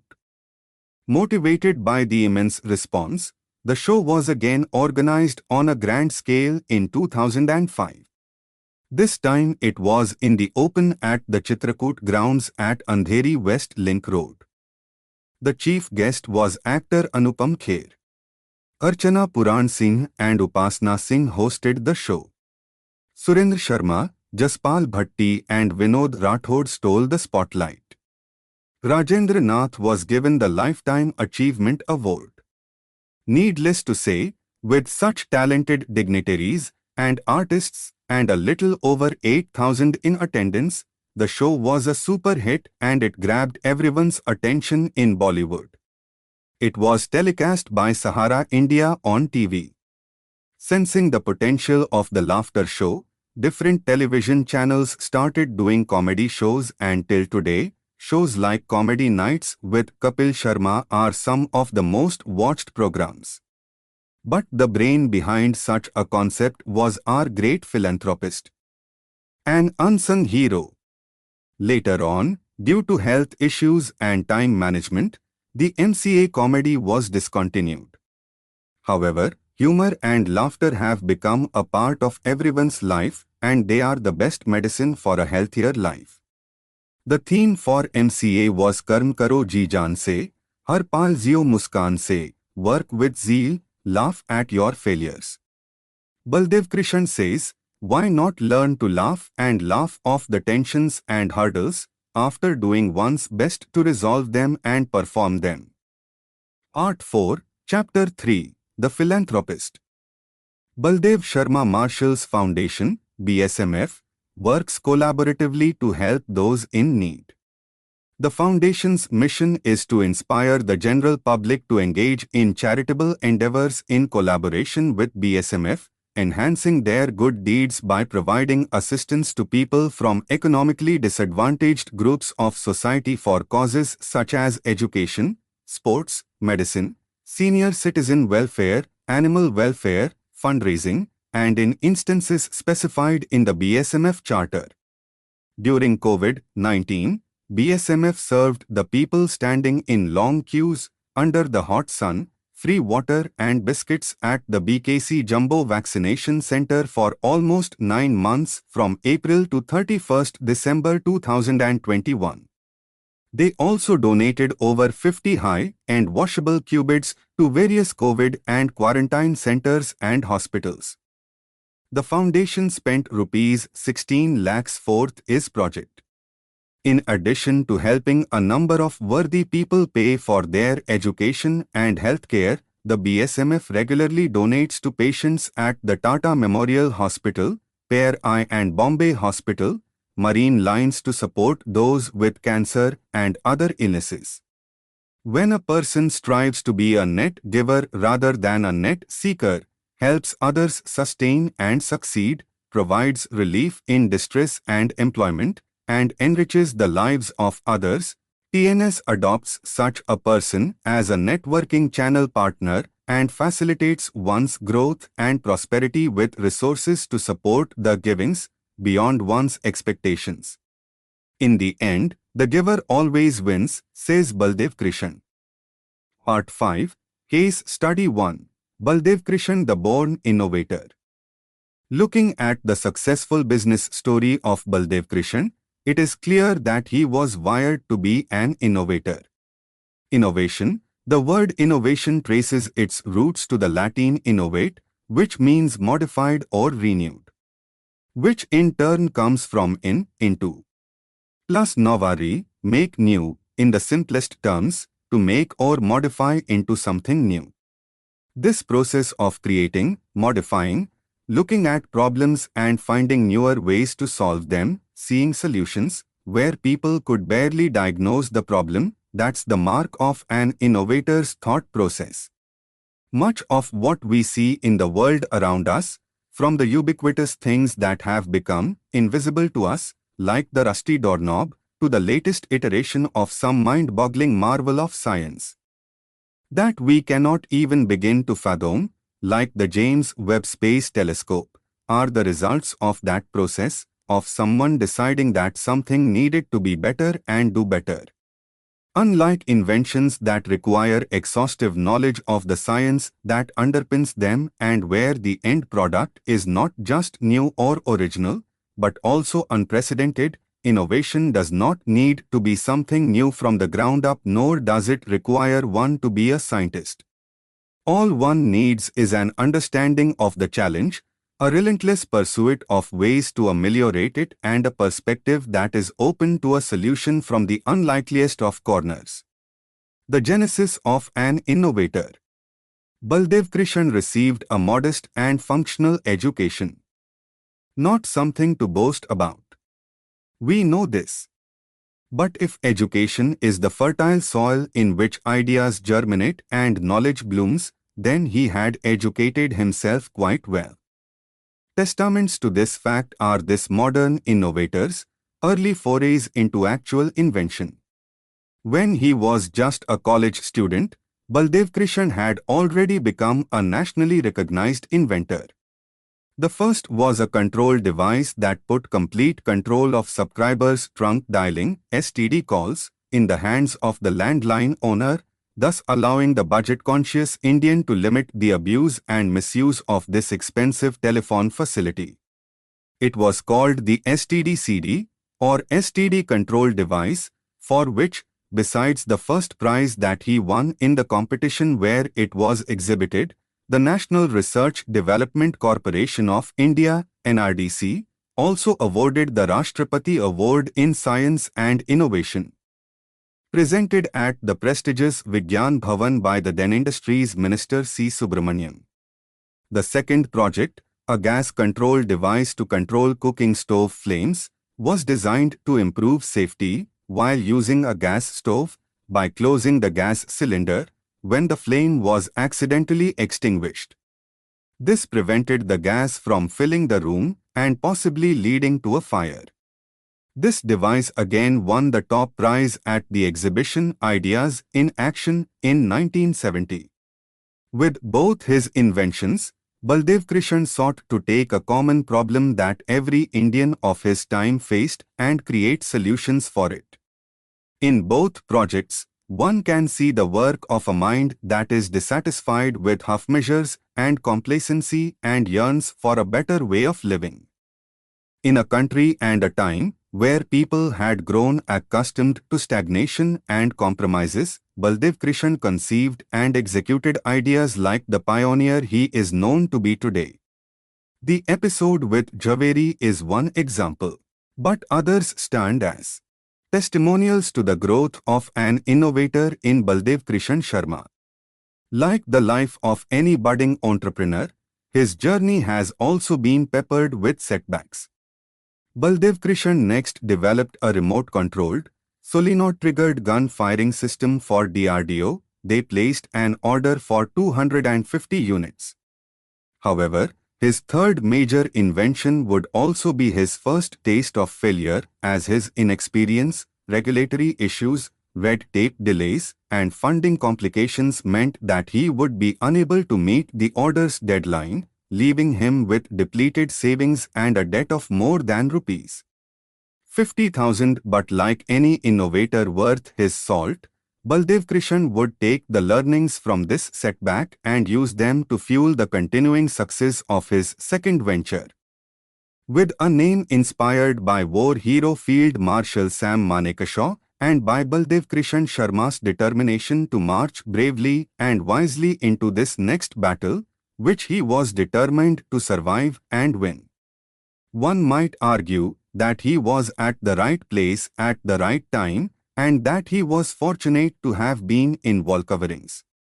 He was determined to start a business and picked wall coverings because he saw the tremendous potential of the product when no one else did.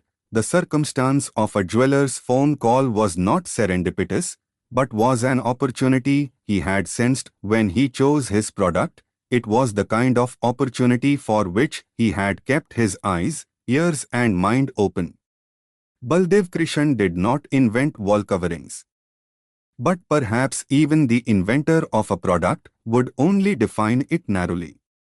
When others are caught up in the details, an innovator can step back and see the big picture, blazing a trail through the wilderness for others to follow. How one innovates? There is a process that Baldevkrishan swears by and that has been enshrined in even his newest initiatives, one that has served him well through the years and trials of his career. There's nothing too fanciful or esoteric about the steps he has taken because they are gleaned and distilled from his own experience and jargon-free understanding of how innovation works. What's the problem? This process begins with something that cannot be codified as an instruction, but only as an exhortation, the tendency to keenly observe the world around us instead of sleepwalking through it all. One of the most popular of all things that are easier said than done is that one must observe the world and oneself carefully. So often repeated and rephrased that it may have taken on the characteristics of an aphorism. Baldevkrishan's words carry the weight of lived experience rather than the dubious authority of popularity and repetition. The next step is the result of such observation, something that marketing gurus and researchers alike would approve of: identifying a problem. But our innovator's approach is not as unidimensional as those three simple words might suggest. It is a combination of factors that ensure that the problem being solved is worthwhile and significant, both for the inventor and the user. Baldevkrishan believes, firstly, in something that both the inventions of his youth are prime examples of something that benefits society at large. Perhaps this is a result of having grown up in a newly independent India. Imbuing Baldevkrishan with the sort of pride and fervor for the country's progress and the betterment of everyday Indian life that was not uncommon among the young people of his cohort. Perhaps the humane peculiarity of Baldevkrishan's thoughts and ideas led him to prioritize and continues to prioritize this concern. Another factor he often considers is that the alleviation of a problem should lead from effort to effortlessness, from time consumption to time saved, to the improved efficiency of some activity or a general upgrade in the quality of life. This is the market-facing, human-friendly consideration of identifying a problem. For any new idea to gain traction, it must attract people based on some pain point in their lives that needs to be resolved. Some effort or some amount of time that they'd rather not have to expend. The final set of variables that help him identify actionable issues has to do with how the solution can be made viable, cost-effectiveness and import substitution. Sometimes, quite simply, the problem facing the average consumer or client is that, even though what they need is very much available in the market, it is either financially or geographically beyond their means, or both. In this scenario, the product exists and can be purchased, but it is priced exorbitantly or cannot be locally sourced to the extent that it can be used sustainably and practically. Where customers see a challenge, innovators must train themselves to see an opportunity. In this context, to create a competitive alternative that fulfills the needs of customers on a budget and with limited reach. Ideate and innovate with a firm understanding of the problem to be solved. Baldevkrishan instructs the budding innovator to then move on to ideation for possible solutions. This is arguably where a majority of would-be innovators and well-meaning entrepreneurs stumble. They are faced with a scarcity of solutions to a problem that they would like to solve or are forced to settle for a less than optimal solution. Over the course of coming up with ideas, many candidates will emerge and only the most suitable one will be considered for the next step in the process, the product. This is the point at which the general-purpose innovator chooses to become a focused entrepreneur by converting a conceptual solution into a concrete product. The product must encapsulate the benefit that the innovator is trying to provide people with and satisfy the needs of the customer. This product must then be marketed, or in other words, brought to the market, introduced to prospective customers, and its benefits communicated. As an example of observation and the innovator's attitude toward life, he describes how, from waking up in the morning to finishing breakfast, there are opportunities in a variety of everyday objects, from improving the mattress to enhancing sleep quality, and from correcting sleep posture to keeping the morning beverage hot for the duration of the meal. This truly is an uncommon, although desirable, state of mind, and also, as he insists, a straightforward state to achieve. Baldevkrishan is never remiss in explaining that innovation is free from any restraints, such as what subject one has studied or wishes to innovate in, or what level of education one has had. He stresses that his education has had little bearing on his lifelong passion for and relationship with innovation. While his step-by-step process is by no means a radical departure from conventional thinking on innovation and solving the problems of customers, it is a refreshingly simplified take on the concept. Both this process and Baldevkrishan Sharma's initiative, CIIA, are aimed at helping apprehensive and hesitant young and older minds looking to innovate or get a business idea off the ground. CII is an unprecedented project and exhibition with partners from industry, service organizations, and academia. One that echoes his own experiences of being encouraged as a young inventor and draws from many of the precepts explored even in Marshall's Comedy Awards, in that it provides a platform for innovators to showcase their work and to be provided assistance in every step of the process beyond. This movement is also at the grassroots, led by someone who believes in innovation and the advancement of the nation to spark and nurture future generations of Indian innovators. Part 5, Case Study 2, The Marshall's Wallpaper Business.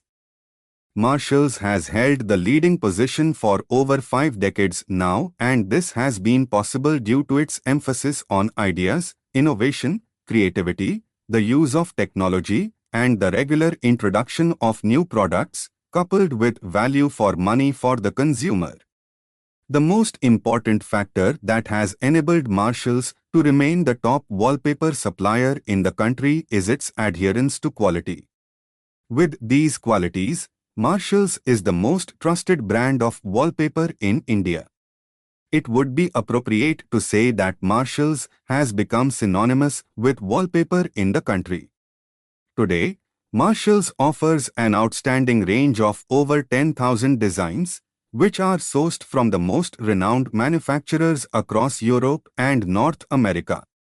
The enterprise provides a wide range of services, including import, wholesale and retail supply, and installation is known for its assurance of the best material, excellent creativity, and helpful after-sales service. The price range of the wall coverings suits various pockets, making them cheaper than painting towels on the lower side. Marshall's has also diversified into allied home decorations, which include curtains, upholstery, customized furniture, mattresses, blinds, cushions, laminate and vinyl flooring, and cornice profiles. Baldevkrishan Sharma was impressed by the beauty of the walls of his relative's house and at the hotel he stayed in during his trip to the UK. The walls had impressive, colorful designs. On a closer look, he realized that the walls were not painted. With his probing mind, Baldevkrishan learnt that the walls had a special material with a paper base glued to them. Baldevkrishan not only liked the concept but saw great business potential for himself in this niche and immediately took the decision to introduce wallpapers in India with an eye on the elite in the country. He started the wallpaper business in 1975, naming his enterprise Marshall LS Wallcoverings. It was due to Baldevkrishan's business acumen and his foresight that Marshall's now has 40 showrooms across India, two of which are considered flagship showrooms with an area of 10,000 sq ft each. Marshalls aims to have 100 showrooms in India, and that day will not be far off given the ever-growing demand for wallpaper. With more and more younger people earning better incomes, there is a shift towards making homes beautiful with good interiors. The use of wallpaper becomes the first choice for many, given the various advantages of wallpaper over paint. Wallpapers give a wider choice of designs, colors and feel due to the use of different materials. Moreover, the entry-level wallpapers are almost similar to the cost of a good paint. The most important factor is time, as gluing the wallpaper to walls is far faster than painting them. It is also possible for the end users to fix the wallpapers themselves, a concept popular among many people in Europe, UK, USA, Russia and others. Marshalls has always concentrated on innovation to give the best and latest designs and materials to its customers. The wall coverings by Marshalls can be applied in a day, which results in savings in terms of time and human hours. This makes it the most preferred brand for commercial establishments and homes. Marshalls has over 100 trained installers with the requisite expertise who can apply the wall coverings to a room in 6 hours, an office over the weekend and restaurants between lunch and dinner break or between the checkout of one guest and the check-in of the next. As a result, it is most convenient for businesses because there is no need to close the establishment to apply the wall covering. Wall covering is done without leaving a mess or an odor, making it a first-choice brand. Cleaning Marshall LS wall coverings are easy, as they can be rinsed with water or a cleaning solution. The wall covering industry has huge growth potential. Market experts have predicted a massive compound annual growth rate, CAGR, in the industry in the coming years. According to iMark, the wall covering industry is slated for CAGR of 21.9% during 2022 to 2027. The prediction has been reached after taking into account the situation around the world due to the COVID pandemic. In light of the prediction, Marshall LS is expected to grow in leaps and bounds, given the reputation it has already earned as a trusted brand when it comes to quality and a wide range of wall coverings. The growth is also expected due to a growing shift away from traditional wall painting towards wall coverings. Plus, there is an increase in the size of the population with disposable income, which now looks at the interiors of homes and offices as a necessity. Even at a cost far lower than wall paint, consumers can give a better look to the interior of homes and commercial establishments. It is also cost-effective for many to change the wall coverings after a few years, having established itself in the market. Marshalls is confident that a large part of the population with more disposable income will come for its products. The manufacturers of wall coverings, from whom Marshalls imports the products, have also kept in mind the growing market and introduced more aesthetic designs, including those that look like old Persian carpets, breaking waves of surf and a cracked brick wall. Another addition to the range is that of non-woven wallpapers, which are made with a base of polyester fiber and cellulose. These wallpapers aid in the concealment of wall cracks and flaws. These are useful in the do-it-yourself concept, which is also becoming popular among the younger population. Yet another development in the industry is the introduction of digitally printed wallpapers. A digital printer is used to print an image or mural on digitally printed wallpaper. Such wallpapers are used as murals in residential and commercial places. Digitally printed wallpapers are also used for decorative purposes in vehicles and on the walls of public and private places.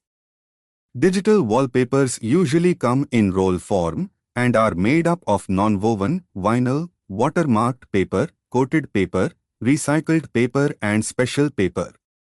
Laser and inkjet printing technology, also known as electrophotography, is used in the manufacturing of digital wallpapers.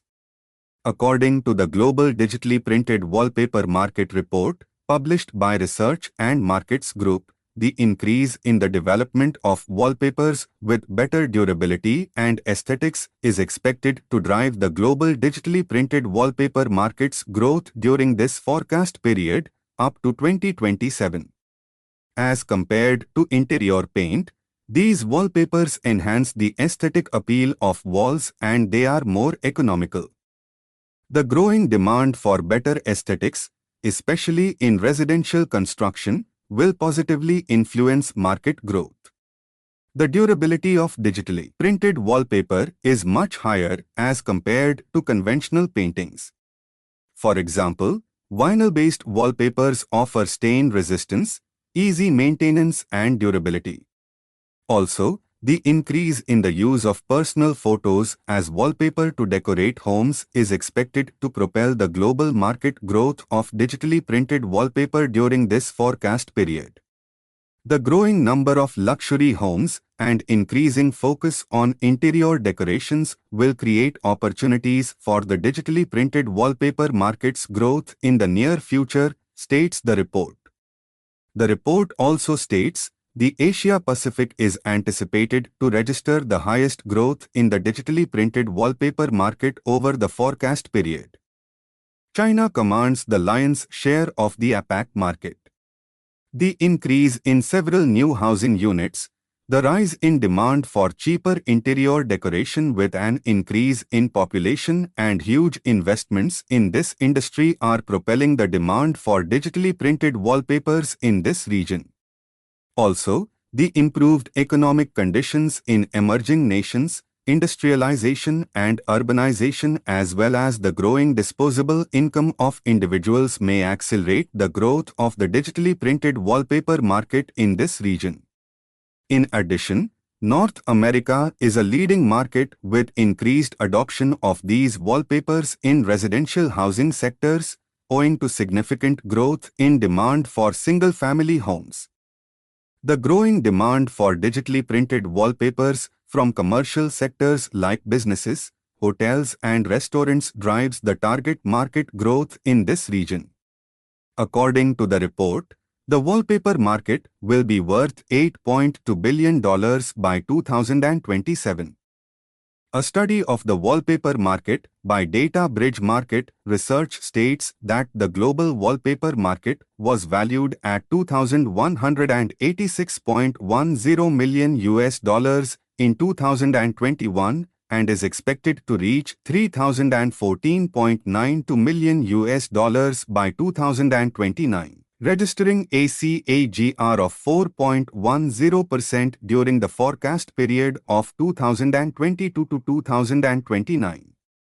In addition to the market insights such as market value, growth rate, market segments, geographical coverage, market players and market scenario, the market report curated by the Data Bridge Market Research team includes in-depth expert analysis, import-export analysis, pricing analysis, production consumption analysis, and consumer behavior. So, Marshalls will continue to be the leader in the Indian market for the wallpaper industry. Section B. Part 1, Chapter 1, Introduction to Nature's Operations. Nature has a unique way of getting things done by us it wants us to do. The laws of nature apply to every human being, and we all are guided by the universe from time to time. No human being is exempted from this nature law and its operations. The only leverage we all get is how we perceive a situation and act on it based on our senses, experiences, and available resources. We are all a part of this vast and deep nature that is beyond our understanding.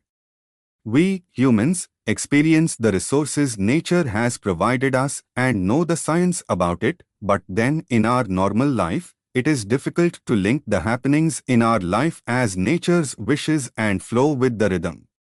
The fact of the matter is everything is predetermined from birth to death, including parents, gender, height, weight, personality, preferences, education, academics, position, financial status, marriage, children, health, post-retirement, etc. We are only nature's product and it uses us the way it wants to, for its purpose. To simplify the matter, when we use a computer, we use it for our purpose and give commands to get the desired results. Similarly, nature also uses human beings as one of the byproducts to get the desired result. We are just an advanced level biorobotics created by nature, says Baldevkrishan. When our mind is in sync with this understanding, we learn to live life without unnecessary stress or worry. Baldevkrishan reasoned his purpose in life when he was blessed with life after a near-death experience. He was intrigued by two questions: who are we and what are we here for?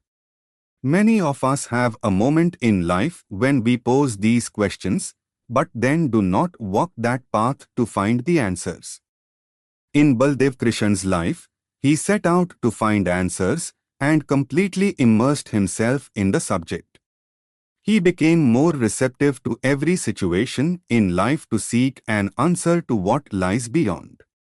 He feels strongly that the answers he found will be a great revelation to the entire mankind, and it will help every one of us to deal with situations and life in a better way.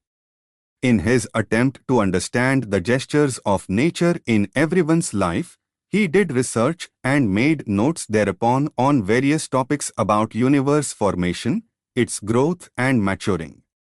It is based on the astronomy and cosmology that he has worked on and derived various formulae and their interpretation to the physical observance of cosmology.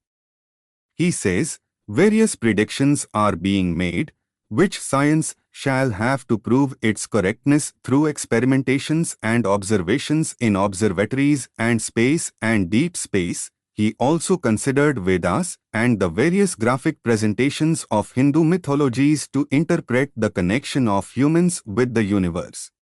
These interpretations, he says, shall help us to verify those derived and intuitive presentations, which he wants to prove in his work based on science and technology on which the universe is active and the purpose for which it's created. A human being is created to serve and be the cause for occurrence in the terrestrial system, for activities happening in various celestial bodies in the solar system, as well as in the universe. A human on earth is not a standalone living being created just for oneself, one's family, those whose responsibility one bears, or those around for doing what one is seen to be doing in one's daily chores of living. We are all a part of this vast and deep system, which is beyond our understanding. We, humans, have access to knowledge, science, technology, amenities, equipment, instruments, vehicles, housing, and other resources the system has provided. For an ordinary person, or even the most novel person, to know how this massive human dynamic networking of 8 billion humans on a 24/7 basis benefits the system and the cosmic masters could be beyond our perceived ability to understand it. It would be interesting to understand the interface of human activity mechanisms that serve the needs of the cosmic masters and the TNS, terrestrial nature system. Let's look at two examples, the wristwatch model and the employer-employee model.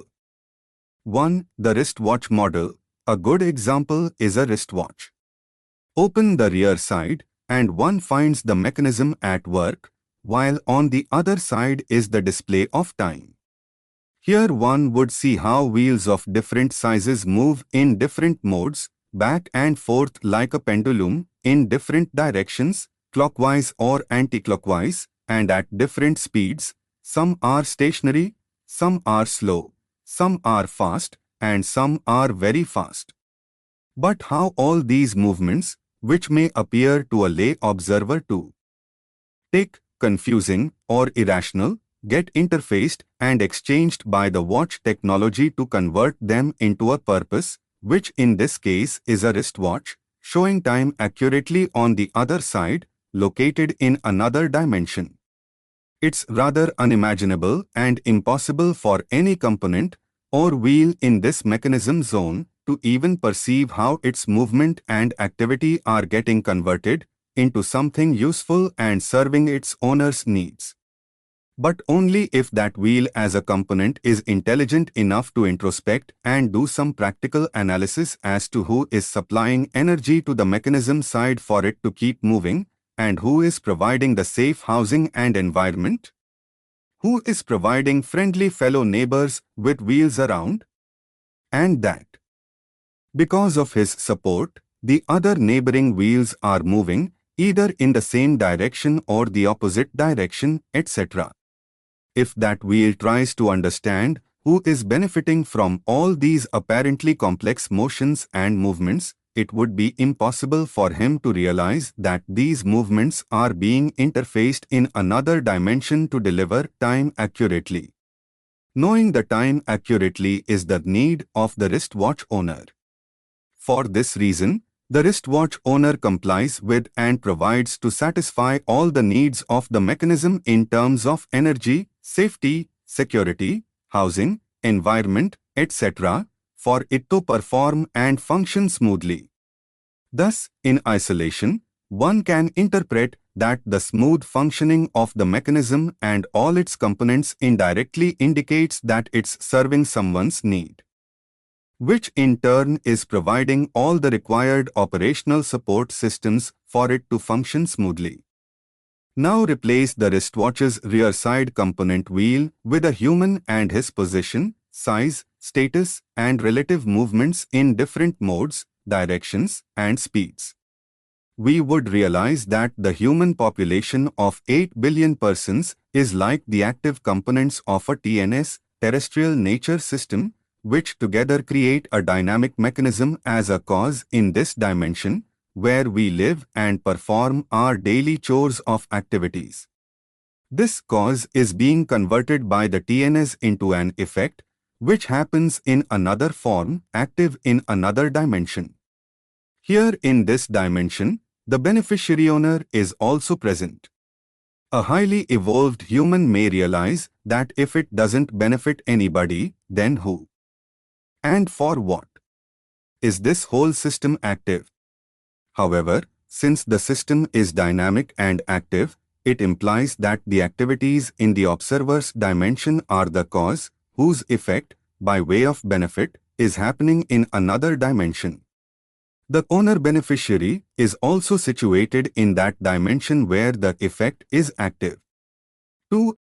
Employer-employee model. One is working in a vast corporation employing 100,000 employees. The office is adequately lit and air-conditioned, and office space is beautifully designed with workstations for various departments like administration, accounts, finance, the statutory compliance department, marketing, development, and productions, as well as other cabins for the management. Peon services are provided. All refreshing facilities, like a cafeteria and food court, are available, as are relaxing and gym areas, and there is security at the gate and in all other sensitive areas. The exterior is aesthetically designed, with a lot of landscaping and a parking area. The owner of this large corporate company is in the head office, located far away from this branch office, and he has never physically seen him, except for his picture in the company magazine. Now an employee gets a salary on time with an account of deductions and additions. The deductions could be statutory ones, and in the case of lateness or some deficient work, there is a penalty, whereas for some excellent and exemplary work, there is an added incentive. At the month's end, the HR department calculates, and the account department transfers the salary to the employee's account, and this keeps happening month after month and year after year with increments and performance assessments happening periodically. For an employee, everything in the office is free: the lighting, the air conditioning, the workstation, the coffee service, the security, the refreshing facilities, etc. The fellow colleagues, the bosses, the subordinates, and the juniors reporting to him, the equipment like the PC, Wi-Fi, networking, printer, etc. Why? Because the employee is working for the employer. If the employer doesn't provide this infrastructure, then how can the employee perform? Sometimes a peon may wonder how, and when he files the papers, offers tea or beverages to the employees or guests, and how the company is able to make a profit. It's outside his realm of understanding to answer this equation. Similar thoughts may flash across other employees too, placed in a different position. But it's the corporate owner's strategic operations in networking these thousands of employees that drive the company to profit. The owner is a hardcore business person, and every employee he pays is a cost. He is not doing charity by employing thousands of people, but essentially only those who are in a position to deliver well. These are the two dimensions of responsibility: the employees working in the organization and the owner-boss in the organization. In this study, we explore the dual roles that human activities play in relation to time and natural human programming, which occurs around the daily tasks that we all complete throughout the course of our lifespan. The terrestrial system processes each individual's dual actions to support those of the terrestrial system, the solar system, and ultimately the universe system. The below snippet of the interview will give us a glimpse of his research study on nature operations and what transpired him to walk on this research journey. Part 1, Chapter 2, Unfolding the Secrets of Nature Operations. What was the incident that prompted you to study this subject? I suffered a massive heart attack when I was 50 years old. My chance of survival was glimmer, but then I survived and recuperated. The incident was a soul awakening, and I questioned, why did I survive? There has to be some reason that I am alive today. The thought and two questions, who are we and what for, kept lingering in my mind for days together. I found myself getting connected to the universe and started getting answers. This subject has been my research matter for the past 25 years. From a hardcore businessman, today I have become a researcher. It changed my perception of life and the situations taking place around me.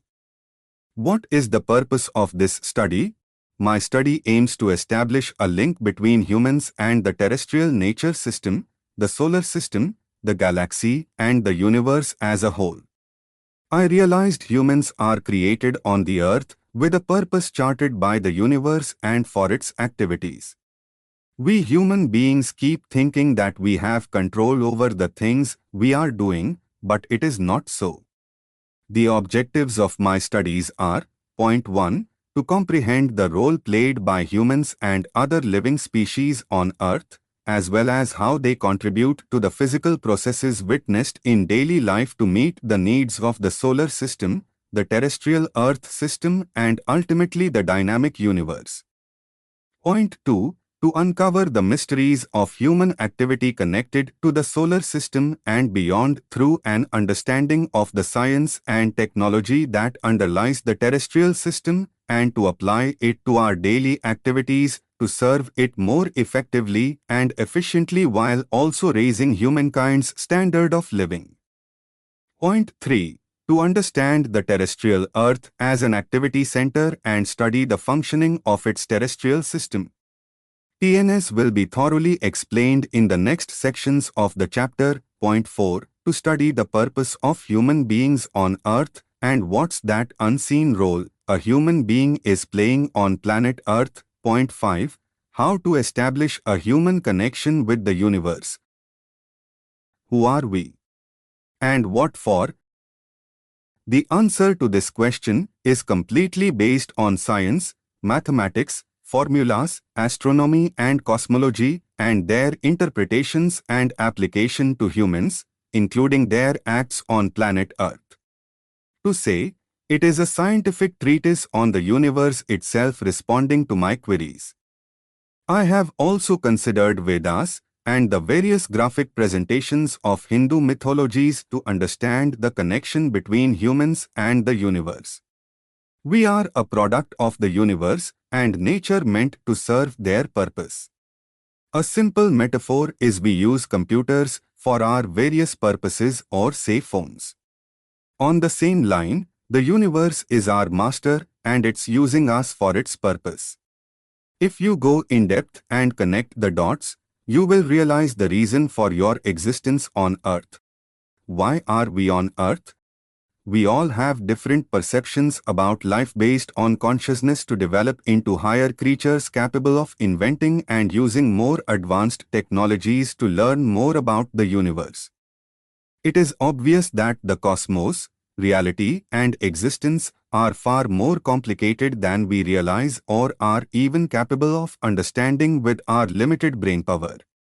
They may also be far more ambiguous, undefinable, random and mad. In the habitable regions of their stars, other planets of varied sizes have been discovered. According to exoplanet astronomers, Kepler 186f is the first alien planet of this size discovered circling in that region of an extrasolar system that might be capable of hosting life. Even on the friendly Earth's surface, life is difficult in the polar regions and at the equator, but it is abundant in the northern hemisphere's regions between 5 degrees and 55 degrees, where just 30% of the planet's surface is occupied by the 70% of the world's inhabitants. While isolated coincidences are feasible, multiple coincidences occurring simultaneously in the same space cannot be the result of chance, but rather of a carefully planned and executed system. Each newly developed body system and each of its subsystems are designed to handle the input and process it to convert it into the necessary output within agreeable environmental conditions. The task or purpose for which the body system is developed and intended to be friendly to the environment in which it is situated, to handle and manage tasks for which it is created, is therefore the output of the body system. Part 1, Chapter 3, Terrestrial Nature System, TNS. Can you please explain TNS? From my research, I have understood that the terrestrial nature system creates humans via mothers and parents to serve the agenda and purpose of TNS. A human is an advanced version of a biorobotic gadget created by the TNS from within the resources and elements of the terrestrial Earth, and for the TNS to serve its local, terrestrial and extraterrestrial needs. How does an individual determine his or her purpose in life? Whatever work we do, if that work gives satisfaction and positive vibes, then you should know your work is in alignment with the TNS needs. How to confirm our activity is benefiting TNS? The TNS navigates the person through the go and no-go process by inducing into a person thoughts, wishes, desires and inspiration to act and trigger activities that for action into go situations. When the go activities happen, it provides the feeling of righteousness, comfort, happiness, satisfaction, compatibility, pleasantness and pleasures, driving one to situations caused through circumstantial compulsions leading to one's success, reputation, respect, goodwill, enhancement, good health and others. Can you please elaborate on it? If we question a human being about what they do from morning to morning, the answer would be very generic like pray, brush your teeth, freshen up, take a shower, have breakfast, etc. According to my research study, 8 billion people are serving each other throughout the day in some way or another. Every single activity that you do has the involvement of millions of people in the shadows. For example, you wake up and make tea for yourself. From our point of view, we are just using some ingredients to make a cup of tea. We prepare it, drink it, feel fresh and go on with our day. But we have never considered how many people work to provide you with those ingredients. Millions of people, who are a part of the cycle, work in a chain so that the ingredients of tea are available to you. For us, it is just a packet of tea leaves, but the process that goes behind that product is long. The tea pluckers pluck the tea leaves, process them in the factory into a powder form, pack them and send them to the wholesalers in different cities. They then send them to your local store and you at the end buy from that store. Every product that goes into making a cup of tea, like water, sugar, tea leaves, additional spices and a cup, is made with the help of millions of people working for it. A human is a service product. You as a human being provide a certain service to someone and in turn get service from millions of people. Apart from this, you also connect with different sets of people throughout the day. They may be your family members while having a cup of tea, your auto rickshaw driver, a stranger on a local train, your colleagues or your society watchman. You may meet a certain set of people because you resonate with them and together might fulfill a bigger purpose that nature wants you to. As per your research study, what are the laws of TNS? According to my study, there are 3 terrestrial laws of governance nature system and they are as follows. Part 1, Chapter 4, Laws of Terrestrial Nature System. Part 1, First Law of TNS.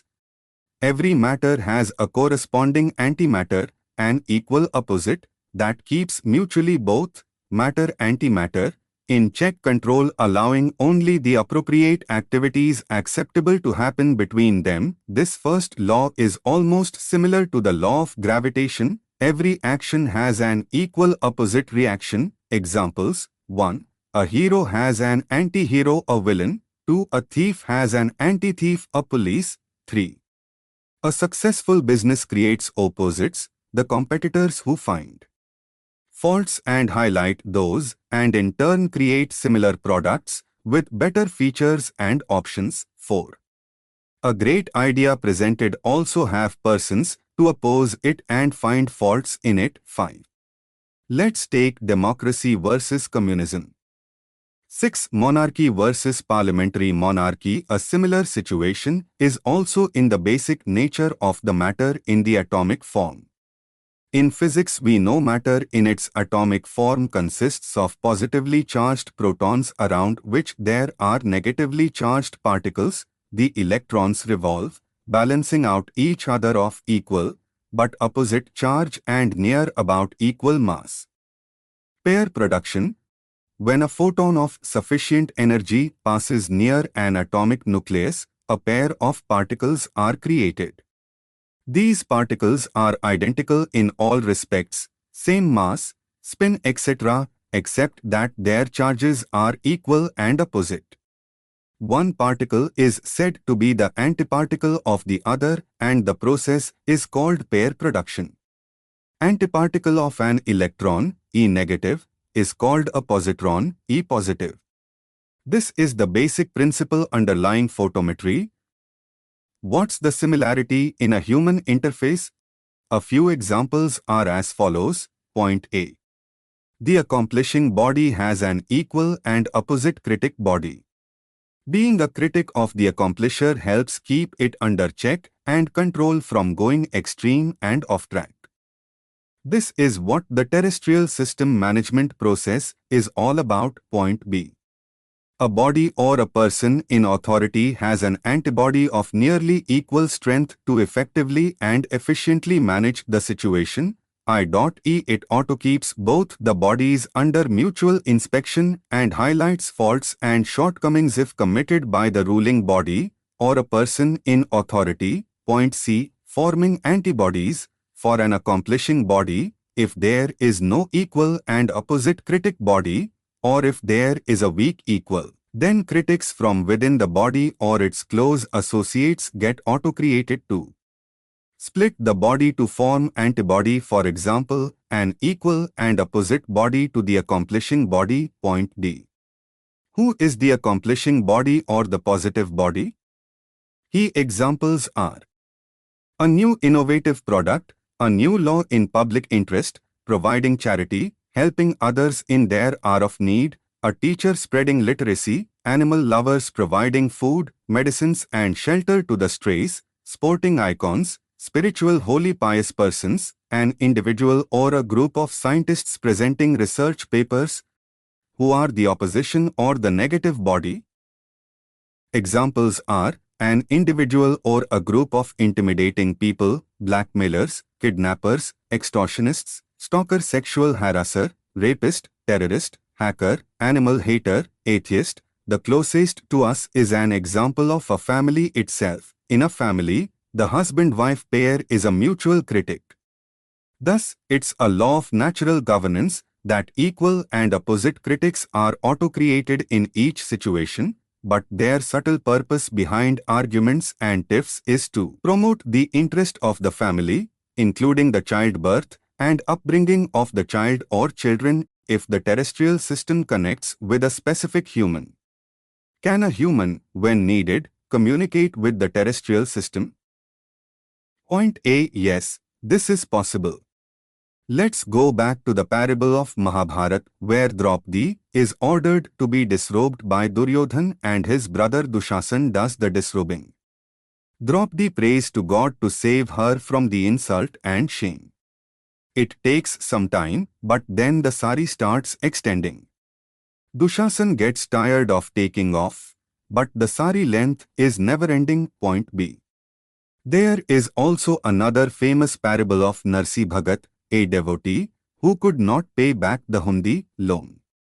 The loan recovery strongmen of the Sahukar, money lender, were harassing him, so he prayed and wept for help from God.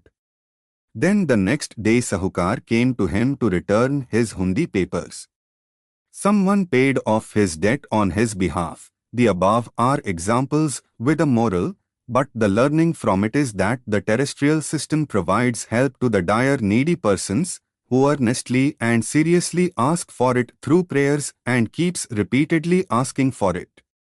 The internal body system of that individual then connects and conveys the message of the terrestrial system, from where the help arrives in some form via humans. Thus, the needed help reaches through other persons inspired by the terrestrial system. This is not a rare situation, but it happens quite often when one observes the people around. Someone stuck in a difficult terrain, say in a jungle or on an adventure, has lost way and is without food, water and no network. They are panicking and suddenly someone comes around who provides water, food and medicine and guides the way out. It's also true that if a person is harassed and deprived of basic human rights too and beaten unjustifiably, like a bonded laborer or a child working as a house servant with a family, the curse of that harassed one does at one time expose and punishes the harasser family and free the bonded person from their clutches. Here the system can inspire a neighbor or a service provider like a courier or milkman, and the police officer raids the premises. Those in India who see TV serials like Crime Patrol or Savdhan India or others would find that a distressed person, who is under captivity and duress, is in agony and suffers in inhuman conditions, is sooner or later rescued and justice is provided, whereas punishment through the public anger or by the police and judiciary happens. Are the perpetrators punished by the terrestrial system? If anyone is unjustifiably harassed under duress, betrayed, made a captive, raped, inflicted with injuries for revenge or other reasons, then the curse of that victim shall one day provide justice by exposing and punishing the culprits. The terrestrial system is not a physical body, but it inspires persons around to save the victim and punish the guilty either by themselves or by the police and the judiciary. When this injustice happens to a large number of persons, a community or a locality, city or a government state, then the first terrestrial of natural governance starts getting active and someone who can face and set right the situation enters the scene. How to get connected to the terrestrial system to seek help? A. To get help or intervention from the terrestrial system, one has to earnestly pray and call for help when in an absolutely helpless situation or when in a dire need of something very crucial, or when you are stuck for something and see no way forward. The secret is to make an appropriate short sentence of the help or support you need and keep repeating the plea, like chanting in the mind or orally, if and where possible. In your prayers, humbly ask for what specific help is required and how soon. B. Keep chanting it and repeating it periodically. Say twice a day or every day or alternative day, etc. C. Do not ask for generic accomplishments like making the world free of diseases. Let there be no one sleeping hungry. Let there be good all around, etc. D. When this keeps repeating several times and at several intervals, then the control room in the terrestrial system gets links and it listens to the plea. And appropriate help arrives. E. This providential help could be routed through other persons helping and rescuing you out of the situation or solutions coming to your mind on how to overcome the crisis with some circumstantial and environmental support from the terrestrial system. F. Here again we give an example from the parable of God Krishna birth story. When baby Krishna was born in jail, he had to be shifted to the Trans-Jamuna side. The guarding soldiers fell asleep and his father Vasudev, who was chained, got unchained and walked out of the heavily guarded jail and crossed the river and returned with another baby girl. The father again got chained and the soldiers also woke up. G. This story is shared to show how the ecosystem manipulates to save a person from captivity. Many times, the victim escapes because of commotion or fire or heavy rain and gusty winds. These are the ecosystem support provided by the terrestrial system to escape and be set free. Does the terrestrial system only respond to help seekers? A. No, it also helps those who unconditionally help the needy and others, engage in charity sincerely and support social causes, as good and honest Samaritans, humanitarian and philanthropists. Some may volunteer and join hands with others to do collective good to the community, public in a locality or a city, state or nation. B. Such pious persons are rewarded by the terrestrial system with reverence, status, stature and monetary support through public donations, crowdfunding and support from supernatural sources and means that arrive somehow in whatever they do. C. See the charitable hospitals, education institutions, temples, NGOs and others who do charity work sincerely for public benefit are flooded with donations coming from some supernatural means via the inspired humans. Part 2. Second law of TNS. A human is connected to the terrestrial system receiving data signals and reverting with compliance data signals back to the terrestrial system. The activities we undertake are inspired and influenced by the terrestrial system. To understand this second law, we ought to understand the anatomy of a human body system from the point of view of the terrestrial system and its connection with the human body system. According to Astrogenesis, title of the research work by Baldevkrishan, a human body system can be divided into three major parts. First, the internal body system. It consists of all body organs and body systems beneath the skin, the sensitivity of the skin, the breathing, blood, circulatory system, the bone structure, etc. Second, the external body system consists of physical activities, duties we perform, relationships, procreating, family and its upbringing, physical movements, seeing, listening, exercising, resting, sleeping, singing, dancing, various moods according to situations, learning, teaching, eating, drinking, urinating, defecating, undertaking other chores of life, getting medicated for wellness against any diseases, communicating, using vehicle, gadgets, tools, equipment and others, completing assignments or convenience. Third, the brain system. It is placed in the head of a person, connected to the body through the neck and placed above the neck on its top. The brain is controlling, monitoring, processing and managing all the activities and functions of both the internal and external body systems. Here, to understand what the brain is doing, we shall not go into the anatomy of the brain because there is enough information available on the internet. Let us understand more about the brain as per the Astrogenesis study A. Here it would suffice to say that the brain consists of the subconscious mind and the conscious mind. The subconscious mind is the most powerful one, performing 90% to 95% of the body functions related to the involuntary, reflex functions and the metabolism of the body. B. The subconscious mind manages the involuntary functions, for example, alignment of the body while one is standing, walking, jogging, walking down the staircase or a downward inclined surface, or climbing up a staircase or a sloppy upward surface while sitting, resting, sleeping, etc. C. Maintaining the dynamic body density, averaged at 1.032 grams per cubic centimeter. This is dynamic because the body's mass keeps changing when we eat, drink and defecate and urinate, sweat, etc. So when the body's weight is dynamically changing yet the density is maintained constant. D.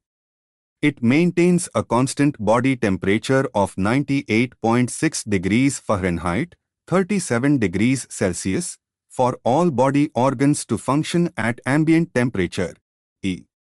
The subconscious mind auto-controls, monitors and manages all the body functions and multi-organ coordination, dreams, intuitions, senses, talking, judgment, information data transmission and others. F. The subconscious mind generates its own customized medicine as well as develops its collaterals for wellness against any injury, wounds, disease or infection, etc. Affecting the external or the internal body system. G. Both the internal and external body systems are connected to the brain, which forms the management system of the body system. H. The subconscious mind manages the breathing system and the immune system of the body and keeps it free from the bacteria, viruses and other microorganisms entering the body through the air we breathe. The conscious mind, it occupies just about 5 to 10% of the total brain's activity and it controls, monitors, manages and executes all the logical, voluntary functions of the external human body. A. Here the conscious mind is responsible for logical thinking, use of talent, skill and intelligence, to execute a job, activity or assignment, maintain relationships with fellow humans at various levels and do the daily chores of life including discharging one's responsibilities, procreation and family upbringing. B. This part of the brain, the conscious mind, in astrogenesis we call it a pilot software loaded on a physical human body. Its purpose is to manage all external body functions and serve the internal body with matters and consumables needed by it. C. The pilot is primarily programmed to take charge of the body, look well after it, and present itself well, protect, safeguard and secure itself from anybody forcing abuse, inflicting injury or attempting to kill or commit suicide. D. The pilot is also programmed to take decisions in self-interest and then in the interest of those whose responsibility is on it, the pilot. The pilot uses its talent, intelligence, skills and communications to serve the needs of others and in turn gets resources by which the pilot discharges its responsibilities. Thus, an individual human is a pilot software with characteristic programming. The pilot software is loaded and integrated with the external body system to externally manage the needs and the affairs of the physical human body system and thereby serve and fulfill the requirements of the internal human body system. The pilot provides an identity to the body system by way of name, relationship, responsibility, means and others to perform multitasking activities in self-interest and in the interest of those whose responsibility lies on the pilot or to carry out activities committed or endorsed by the pilot or discharge one's social responsibilities.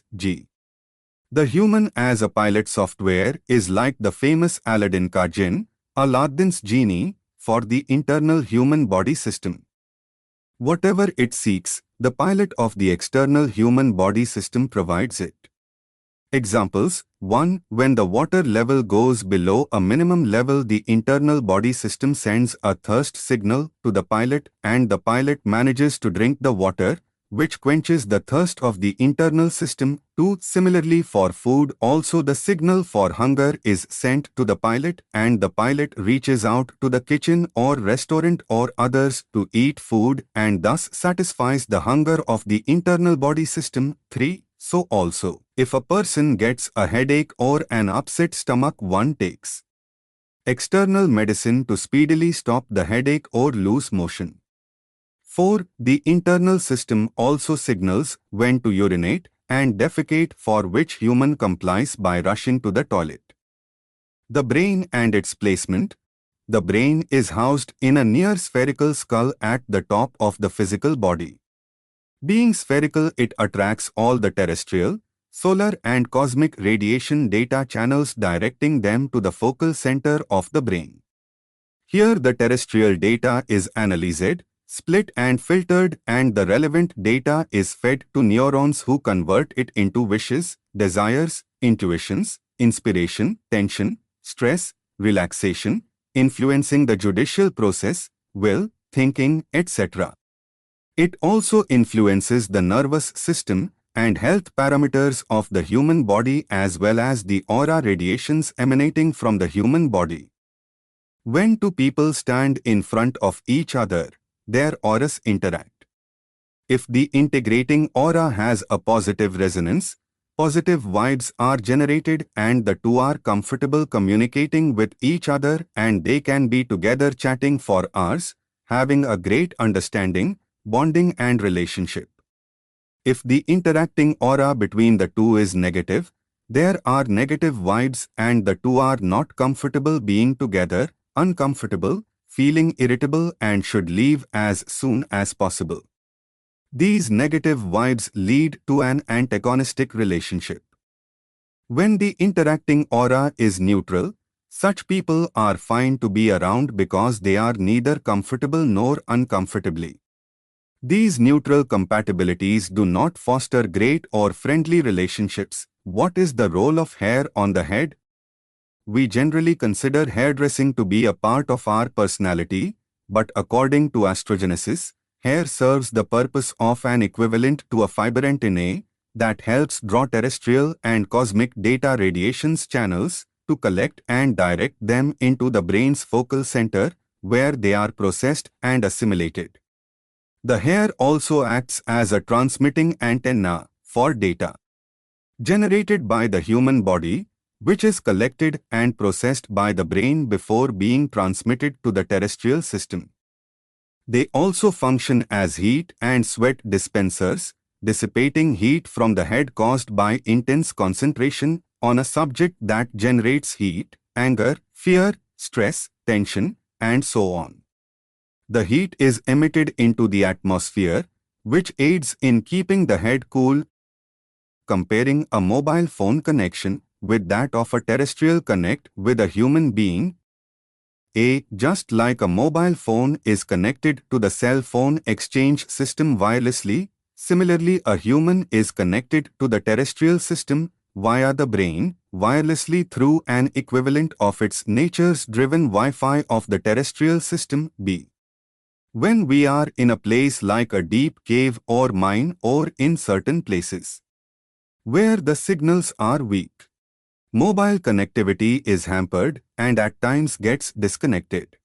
Similarly, when human moves into a certain isolated place or at a point where the terrestrial signals are disrupted, we get a feeling of a haunting experience, fear, anxiety, air sickness and sometimes nausea too, and we try to run away from the place, and then suddenly at a distance everything appears to be okay because one has moved out of that blind spot or a haunted place. See, the human body is connected to the terrestrial system via soul or Atma, which is equivalent to a SIM card in a mobile.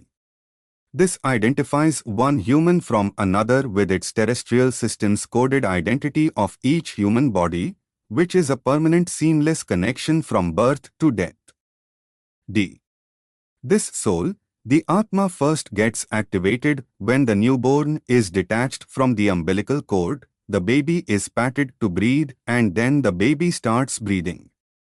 It's at this moment that the soul gets activated and connected to the terrestrial system E. What happens during the death?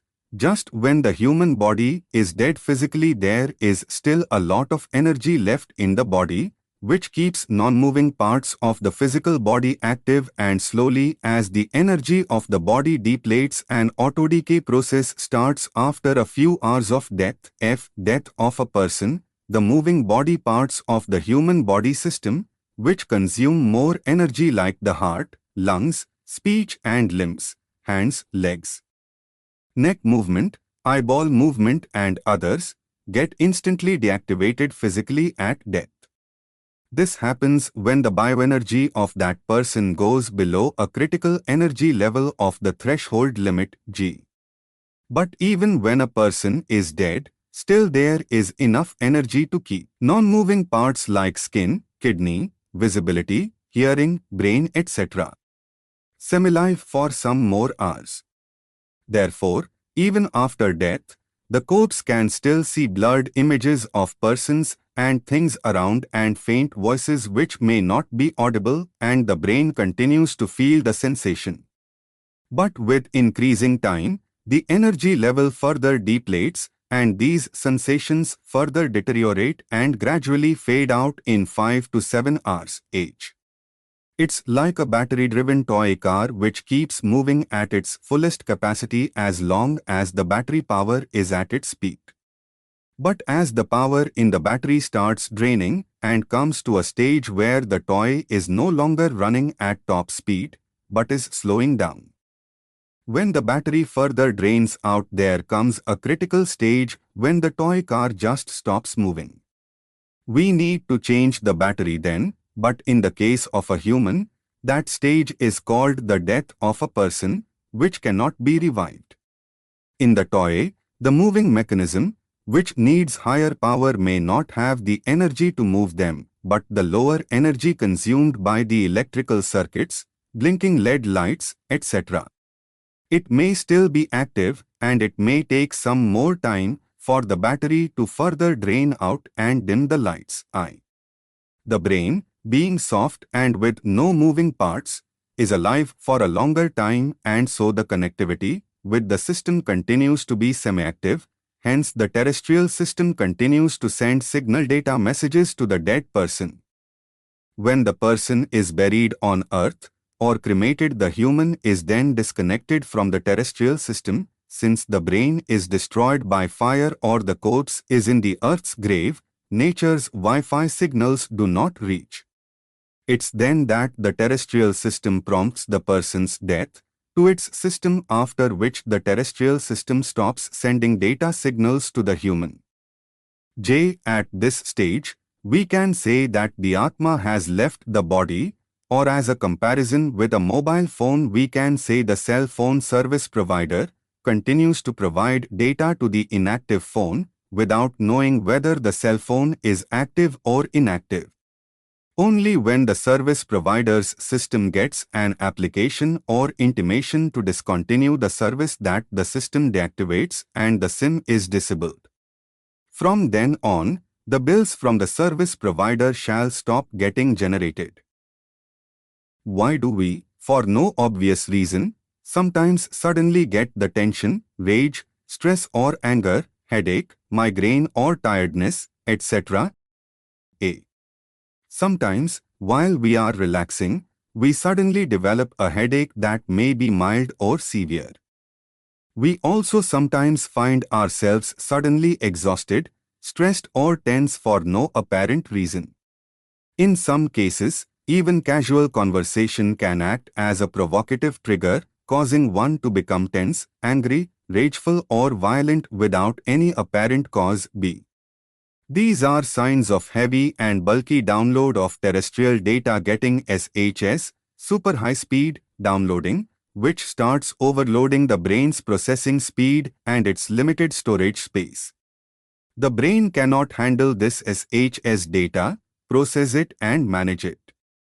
For brevity and ease of understanding, we shall call this SHS downloading from the terrestrial system a red-powered zone, RPZ-C. Due to the brain's inability to handle the high-speed terrestrial data downloading, the neurons become overactive and respond violently, which on a human interface results in all those negative, uncontrollable emotional outbursts, such as a surge of uncontrolled hatred, hostility, rage, violence, snapping at anyone who crosses their path, attacking, injuring others and occasionally even extending harm to oneself or making suicide attempts. D. This occurrence of a red-powered zone is a temporary short time happening randomly with no specific recurrence history, but it's a very dangerous situation to be in at that time. One should try to manage the red-powered zone prudently with a proper understanding of the reason and cause for such behavior.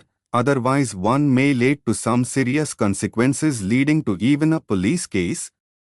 What's the solution? A. When one faces such unprovoked and unwarranted stress or uncontrolled anger or rage or aggression, one should realize that one is under the influence of the red-powered zone. To get away from the situation, one should immediately get confined to self-isolation, in a room or washroom or elsewhere away from anyone. B.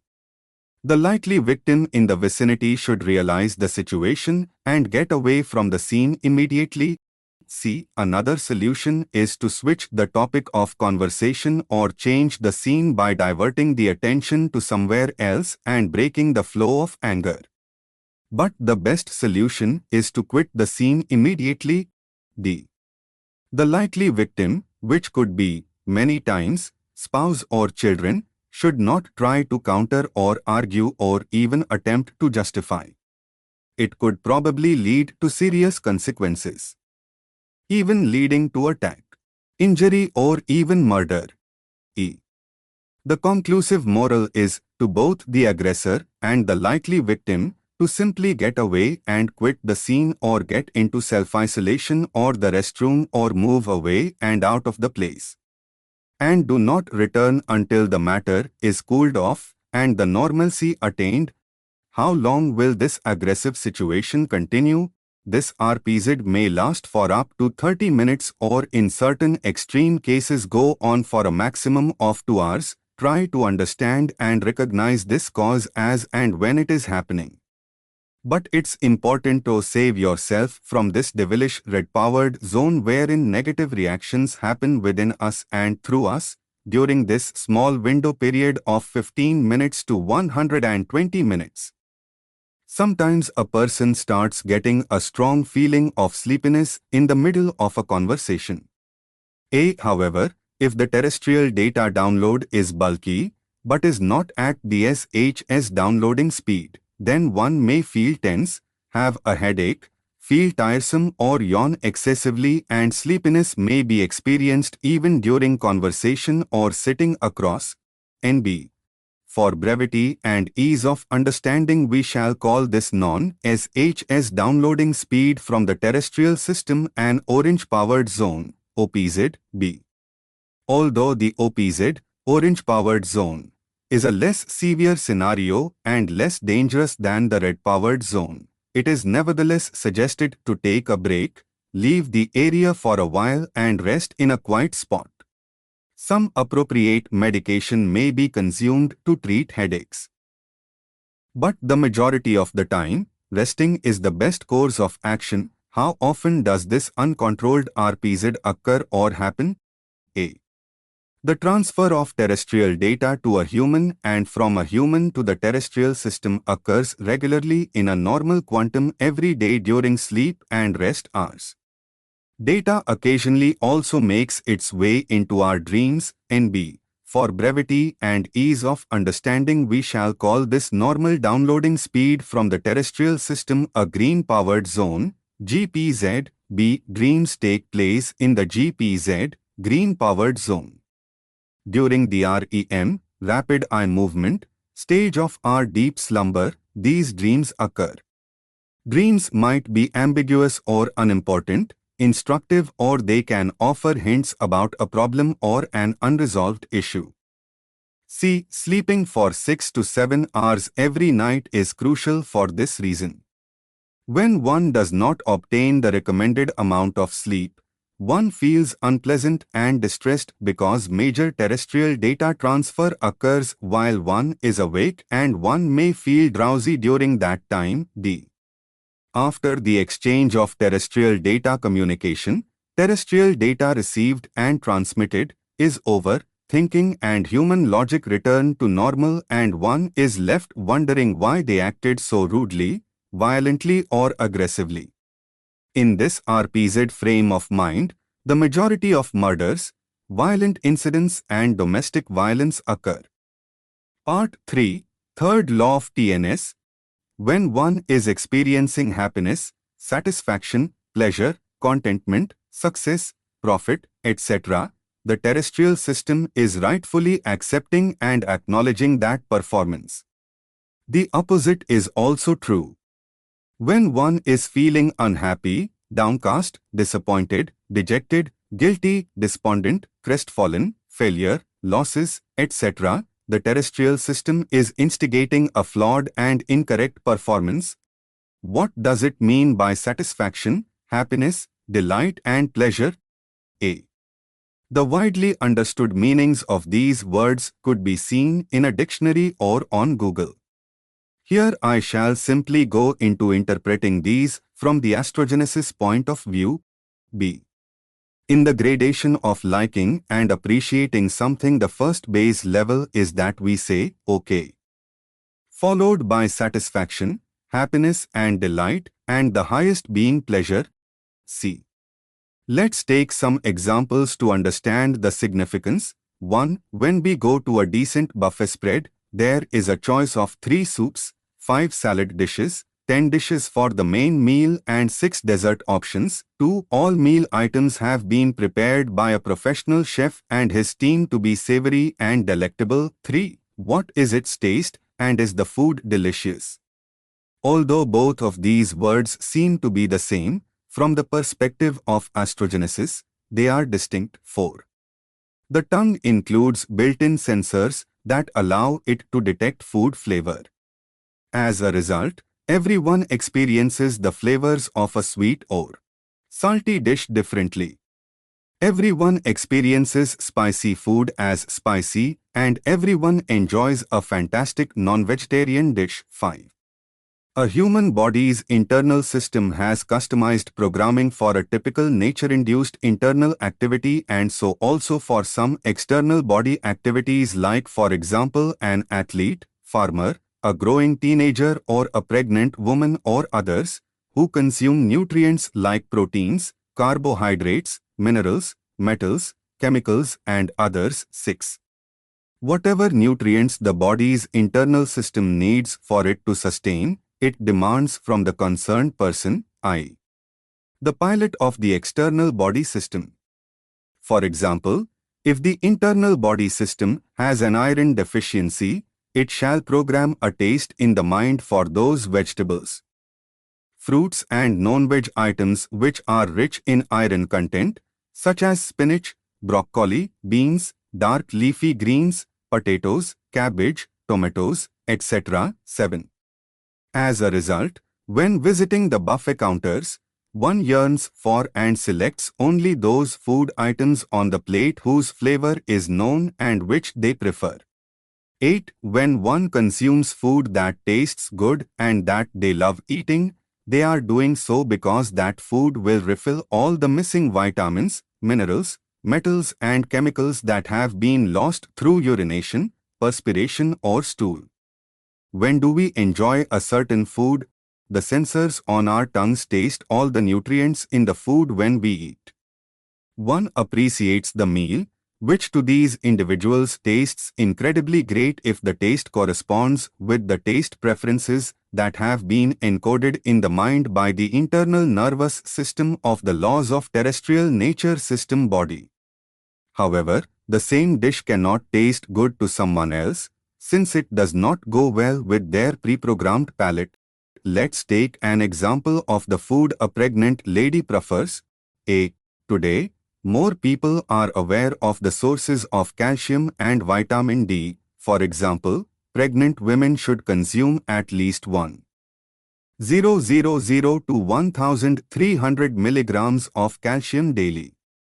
This is obtained via eating dairy products including milk, cheese, yogurt and spinach, as well as other green leafy vegetables. B. If a deficiency is still discovered by blood tests, pharmaceutical supplements are offered as oral pills or intravenous injections. C. A pregnant lady suddenly starts eating lime as a delicacy or even chalk or limestone available from whatever source, sometimes even in rugged and hilly locations, in some rural villages where medical facilities are not in easy reach. D. She quits consuming calcium-enriched supplements like lime, calcium carbonate and others after giving birth. Since there is no longer an increased need for calcium after giving birth, she no longer loves them, which had become a treat for her during the pregnancy, particularly in the last 5 months. Even if her husband, mother-in-law or other family members were to offer her one of these, she would decline and if forced upon, become upset. E. What if her calcium supplements aren't providing her with adequate calcium? If this happens, a typical fall can result in the pregnant woman's bone becoming brittle and breaking. The teeth could deteriorate and lose their ability to chew hard nuts and other foods. Overall, she becomes frail, unwell, and prone to different bone and blood disorders. To conclude, 1. A person can experience natural contentment, happiness and enjoyment by adhering to the requirements of the internal and external body systems. Better compliance results in higher levels of happiness like delightfulness and pleasure, whereas poorer compliance results in feelings like okay, etc. 2. Likewise, whenever you are enjoying something, such as eating a certain food dish or drinking a certain beverage, viewing a natural scene, enjoying the company of someone or a group or feeling satisfied and happy after helping someone or making someone smile, or you have reached a milestone of success and gains, or you have received a recognition or honor from an institution or government, you are acting in the best interests of the terrestrial. 3. You should be aware that your internal body system is experiencing some terrestrial activity when you are under regular tension and stress. 4. However, if you find yourself in a state of sadness, disappointment, dejection, feeling down, defeated, losing, disgraced, dishonored or shamed, you must realize that at that point, you are acting contrary to what the terrestrial system or your internal body system needs, and you must immediately make a course correction until happiness returns and positive energy begins to flow. Part 2, Chapter 1, Human Pyramid. What is a human pyramid? The human pyramid shown above depicts the radiations of physical energy to mental energy in each class segment. Just like any pyramid, the human pyramid also has a bigger base and a smaller apex. The maximum physical energy is at the bottom and the maximum mental energy is at the top. The maximum resources are at the top and the minimum resources are at the bottom. Physically strong people are at the bottom and mentally intellectually strong people are at the top. The maximum population is at the bottom and the minimum population is at the top. As we look at the pyramid, we can divide each class into two I.E, upper and lower levels of each class. For example, the middle class itself is divided into the upper middle class and lower middle class. Financially deprived people are at the bottom and financially strong people are at the top. Deprivation back then, to a certain extent now as well, was measured based on a barter system. Baldevkrishan says, I remember when we were kids, we used to extract a bucket of milk from the cattle, take it to the village shop and get in barter, wheat, rice, etc. in return for the milk. The physically strong people, who fall in the lower half of the pyramid, did manual work every day to fulfill their basic needs, i.e., food. Therefore, they consume more quantity of food but less of nutritious food, being expensive, whereas the people at the apex are the opposite. The group of people that belong to the upper part of the pyramid work in the sector that requires the use of their mental strength. Therefore, they need good nutrition to keep their brain in tune. Now, the entire population rate has fallen as compared to before because more automation is being introduced, resulting in less manual hard work. Therefore, the bottom is becoming shorter day by day but without changing any ratio of human class segment. The population in each of the class of segments in the pyramid keeps changing according to the need of the society.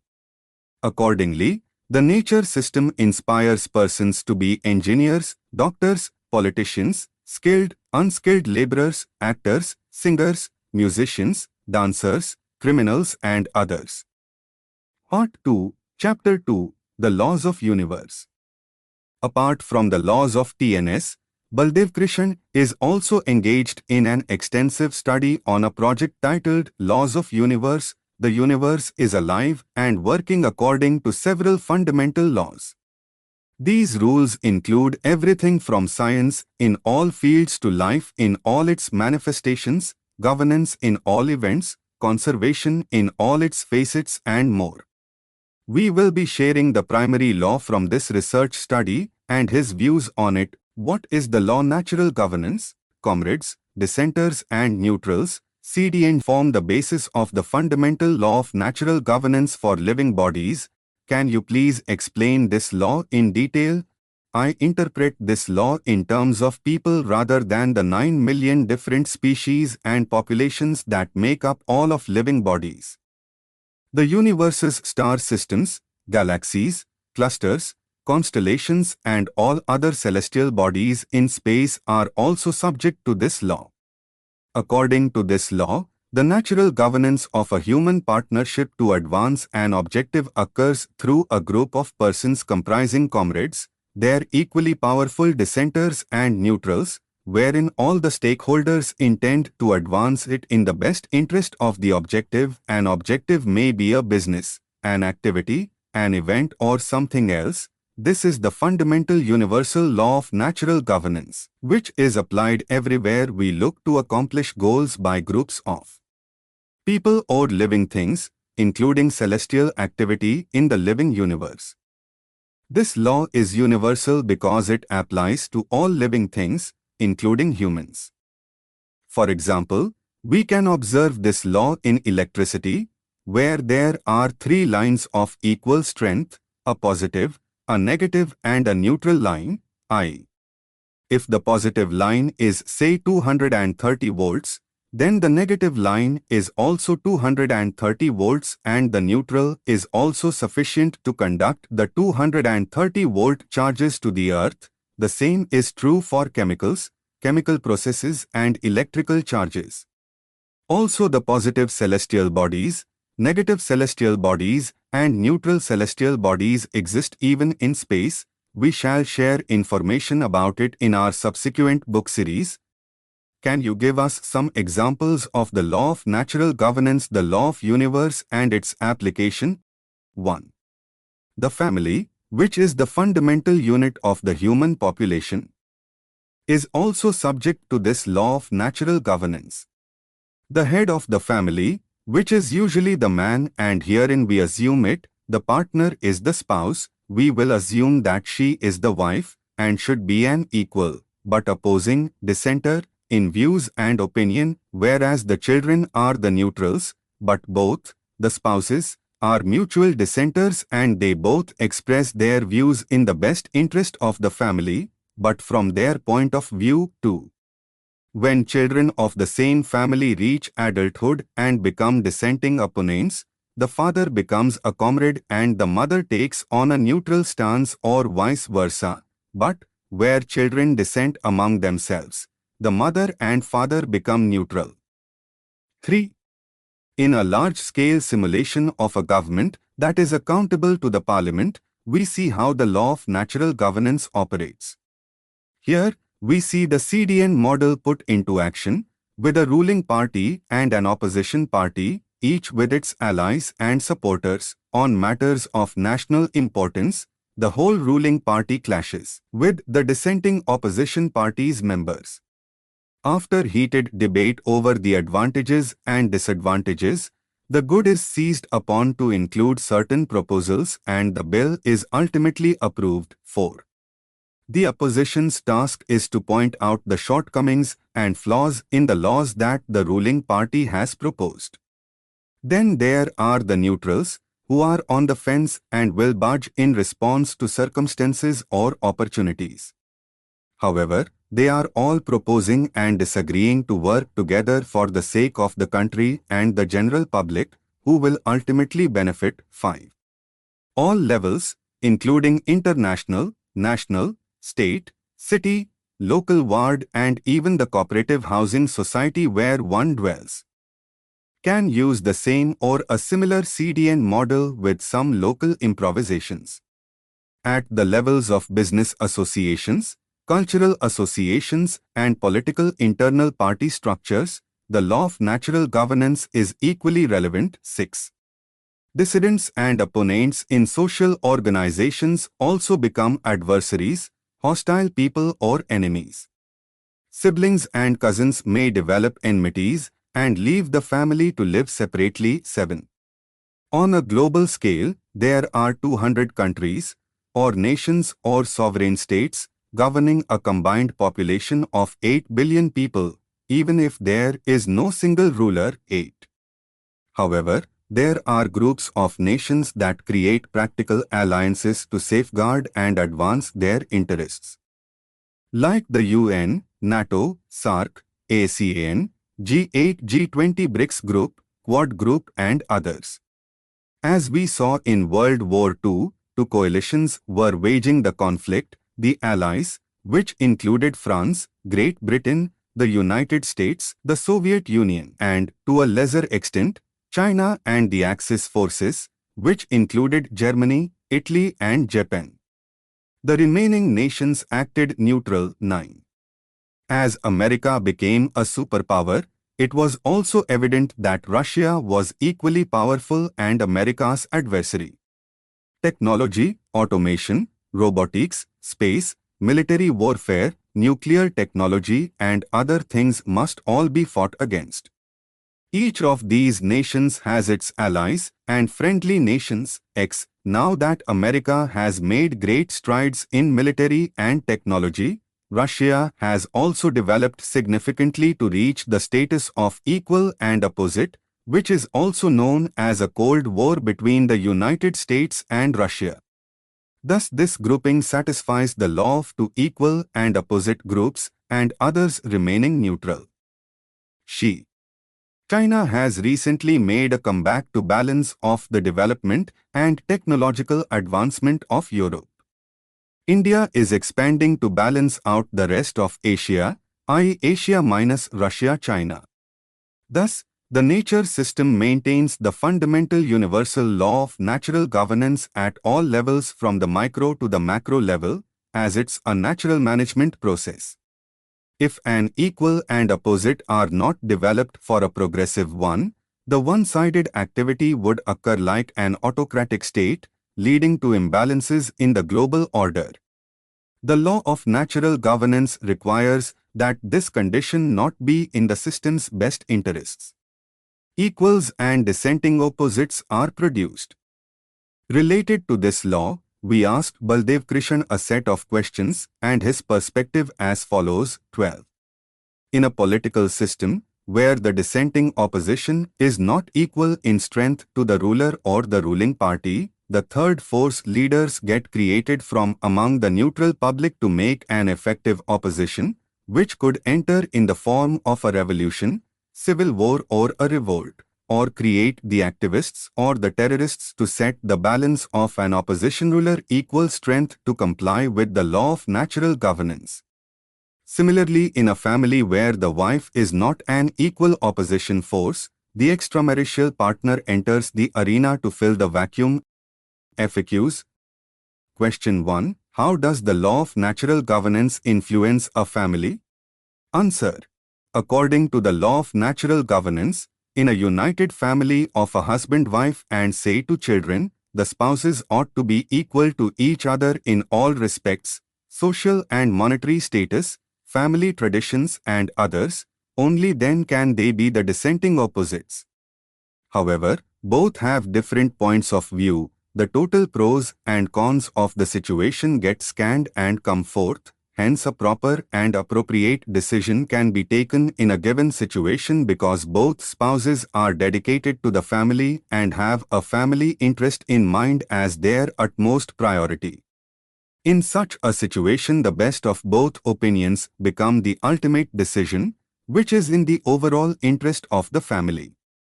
Thus, following the law of natural governance helps the family grow, progress and prosper. Question 2. What happens when one of the spouses is weak and unable to counter the head of the family as an equal and dissenting opposite? Answer. 1. According to the law for natural governance, for a progressive married life, the spouse ought to be equal and dissenting opposite. This happens when both families, to which they belong, are of equal status, so marriage takes place among equals. If one of the spouses is more powerful or the other is weak or comes from unequal backdrops, their thinking, family traditions and lifestyles are different and unequal. In such cases, the marriage does not have an equal and dissenting opposite spouse, as per the law of natural governance. 2. Thus, when marriage happens only because of mutual attraction among the couple, it tends to make the relationship fragile and temporary. In such an unequal situation, infighting and domestic violence begin, and the family struggles to progress and prosper and is unable to sustain for too long, and they gradually proceed towards separation and divorce. This situation also takes either or both spouses towards an extramarital affair or having another marriage. Question to be: is there any solution to such a situation wherein one of the spouses is more dominant, socially, professionally and financially? Answer. 1. Yes, every problem has a solution, but how practical the solution is to be seen on a case-to-case basis. The solution is by way of a compromise by the less dominant weaker spouse, accepting the over-dominance of the dominant stronger spouse, and learning to submit and live with the situation all through. 2. Usually when the woman's spouse is an unequal one, accepting the dominance of her husband is possible for her for the sake of saving the family, split at the cost of her humiliation too in certain situations, but vice versa, i.e., when the husband is in an unequal weaker position. The situation becomes critical because the male is physically a more dominant one as compared to the woman spouse, too. For a dominant woman spouse, the situation becomes more serious and violent too if the dominant woman spouse stays with her in-laws in a joint family. Question 3. Should a partnership, whether business or others, be among equals only? Answer: yes, partnerships, whether in business or joint venture or collaboration, ought to be among equals. Once partnership begins, the law of natural governance gets active within a few months, and soon the dissent and opposition start happening naturally. Both partners ought to have a strong understanding amongst themselves to face this reality, because the dissent and opposition are in the interest and progress of the business itself. If partners are unequal in status, in their contributions, it would be prudent to go in for merger, acquisition or takeover rather than entering into partnership. Question 4a. Can an employer make an employee a partner in his company, business or in any working arrangements? Answer: 1. The blunt answer is no. This is because an employee, of either gender, is a person who works to the instructions of the employer and is of unequal status. Therefore, after the employee is made a partner in the firm, company or business, the law of nature starts influencing the partnership, and therefore the same employee starts behaving like an equal and dissenting opposite, which becomes unacceptable to the employer. And therefore the partnership gets constrained and moves towards an unpleasant conclusion too. The moral of the law is that partnership should be entered into only with equals. 3. Partnerships should not be entered into just on an emotional basis or just because the employee is excellent in work and hardworking or highly efficient or attractive. Such partnerships cannot succeed because they violate the law of natural governance. The employer at best can promote a deserving employee or upgrade him/her, but should not make him the partner. Question 4b. Can an employer marry an employee? Answer: here again the answer is a big no. An employee, whether in workplace, office or home, works to instructions of the employer.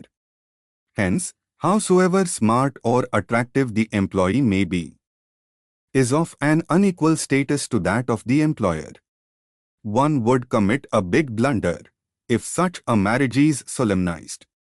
There would be no stability in marriage or family, and disaster simmers for sure. Question 5. Should marriage happen amongst a couple belonging to different religions? Answer: marriage amongst couples from interfaiths, interreligion, intercaste, interregional, interlanguage, internationalities and others are all welcome as long as the couple belongs to families of equal socio-economic status, and when the natural law of governance starts influencing the couple, they should be ready to accept opposition and dissent from each other gracefully and move forward in life. Question 6. Should a business partnership happen between father and son or daughter in a family? Answer: 1. It's again a big no-no. Because when the natural law of governance starts influencing the partnership, the same children, sons or daughters or both, who were listening and obeying the father, start opposing and dissenting with his decisions, which at times becomes an irritant leading to the unacceptable situation and develops constraints in the relationship too.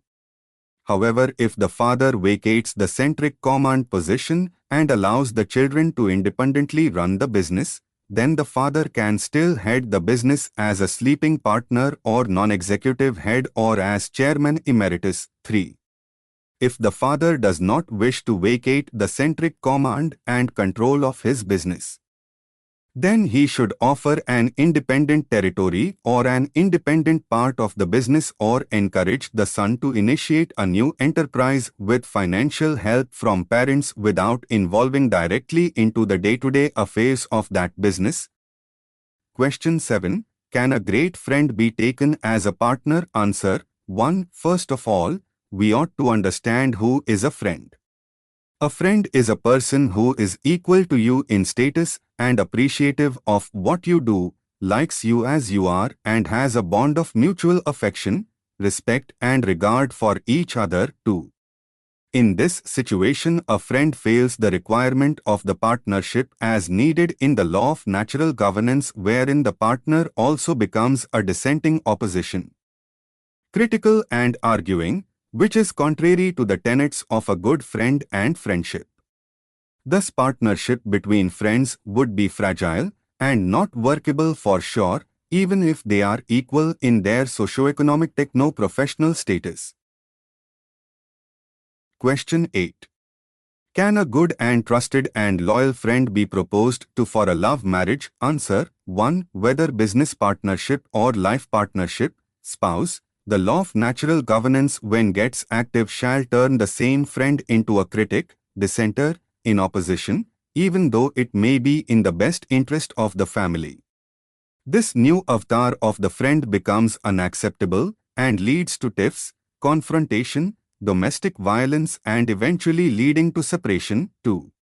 Most love marriages fail on this account when the couple starts finding the original bond of friendship, love, affection, mutual respect and regard with the present state of confrontation. Even those marriages which survive separation are those where the partners have heavily compromised themselves for the sake of children and family. Question 9. Why are arranged marriages more successful than love marriages? Answer: 1. In arranged marriages, the parents play a lead role in bringing the couple together for marriage. The parents, while proposing, see the equality in the two families, their religious, cultural and backdrop check along with their social and economic status. Many parents also match the would-be couple's kundali, horoscope, too. Hence, the law of natural governance gets largely satisfied too. However, in love marriage, physical attraction and friendship play a pivotal and dominant role against social and economic equality, traditions, culture, religion, faith, and beliefs which get the least importance. Hence, the law of natural governance gets majorly compromised here in the case of love marriages. 3. Where couples in love approach parents to formalize their love into a marriage ritual, such marriages, though technically is said to be arranged marriage, but it's still a love marriage, and consequences of love marriage incompatibility could happen consequently, ending in separation or staying separately or compromising the natural incompatibility with disrespect, hostility, violence, etc. Thus, very few love marriages are stable and fulfilling in the long run. 4. According to a Bombay High Court hearing, divorces are higher in love marriages as compared to arranged marriages in India. It is also a fact that in India the divorce rate is relatively quite low as compared to other countries in the world. 5.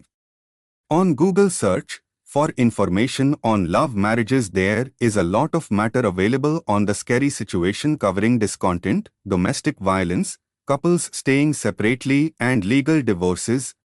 Question 10. In what way does the intersibling partnership work? Answer: 1. At the outset, it is to be understood as to what is intersibling relationship is. This is a natural relationship by birth of equal status but jealous in nature. Therefore, partnership between these partners shall not be workable, for sure, too.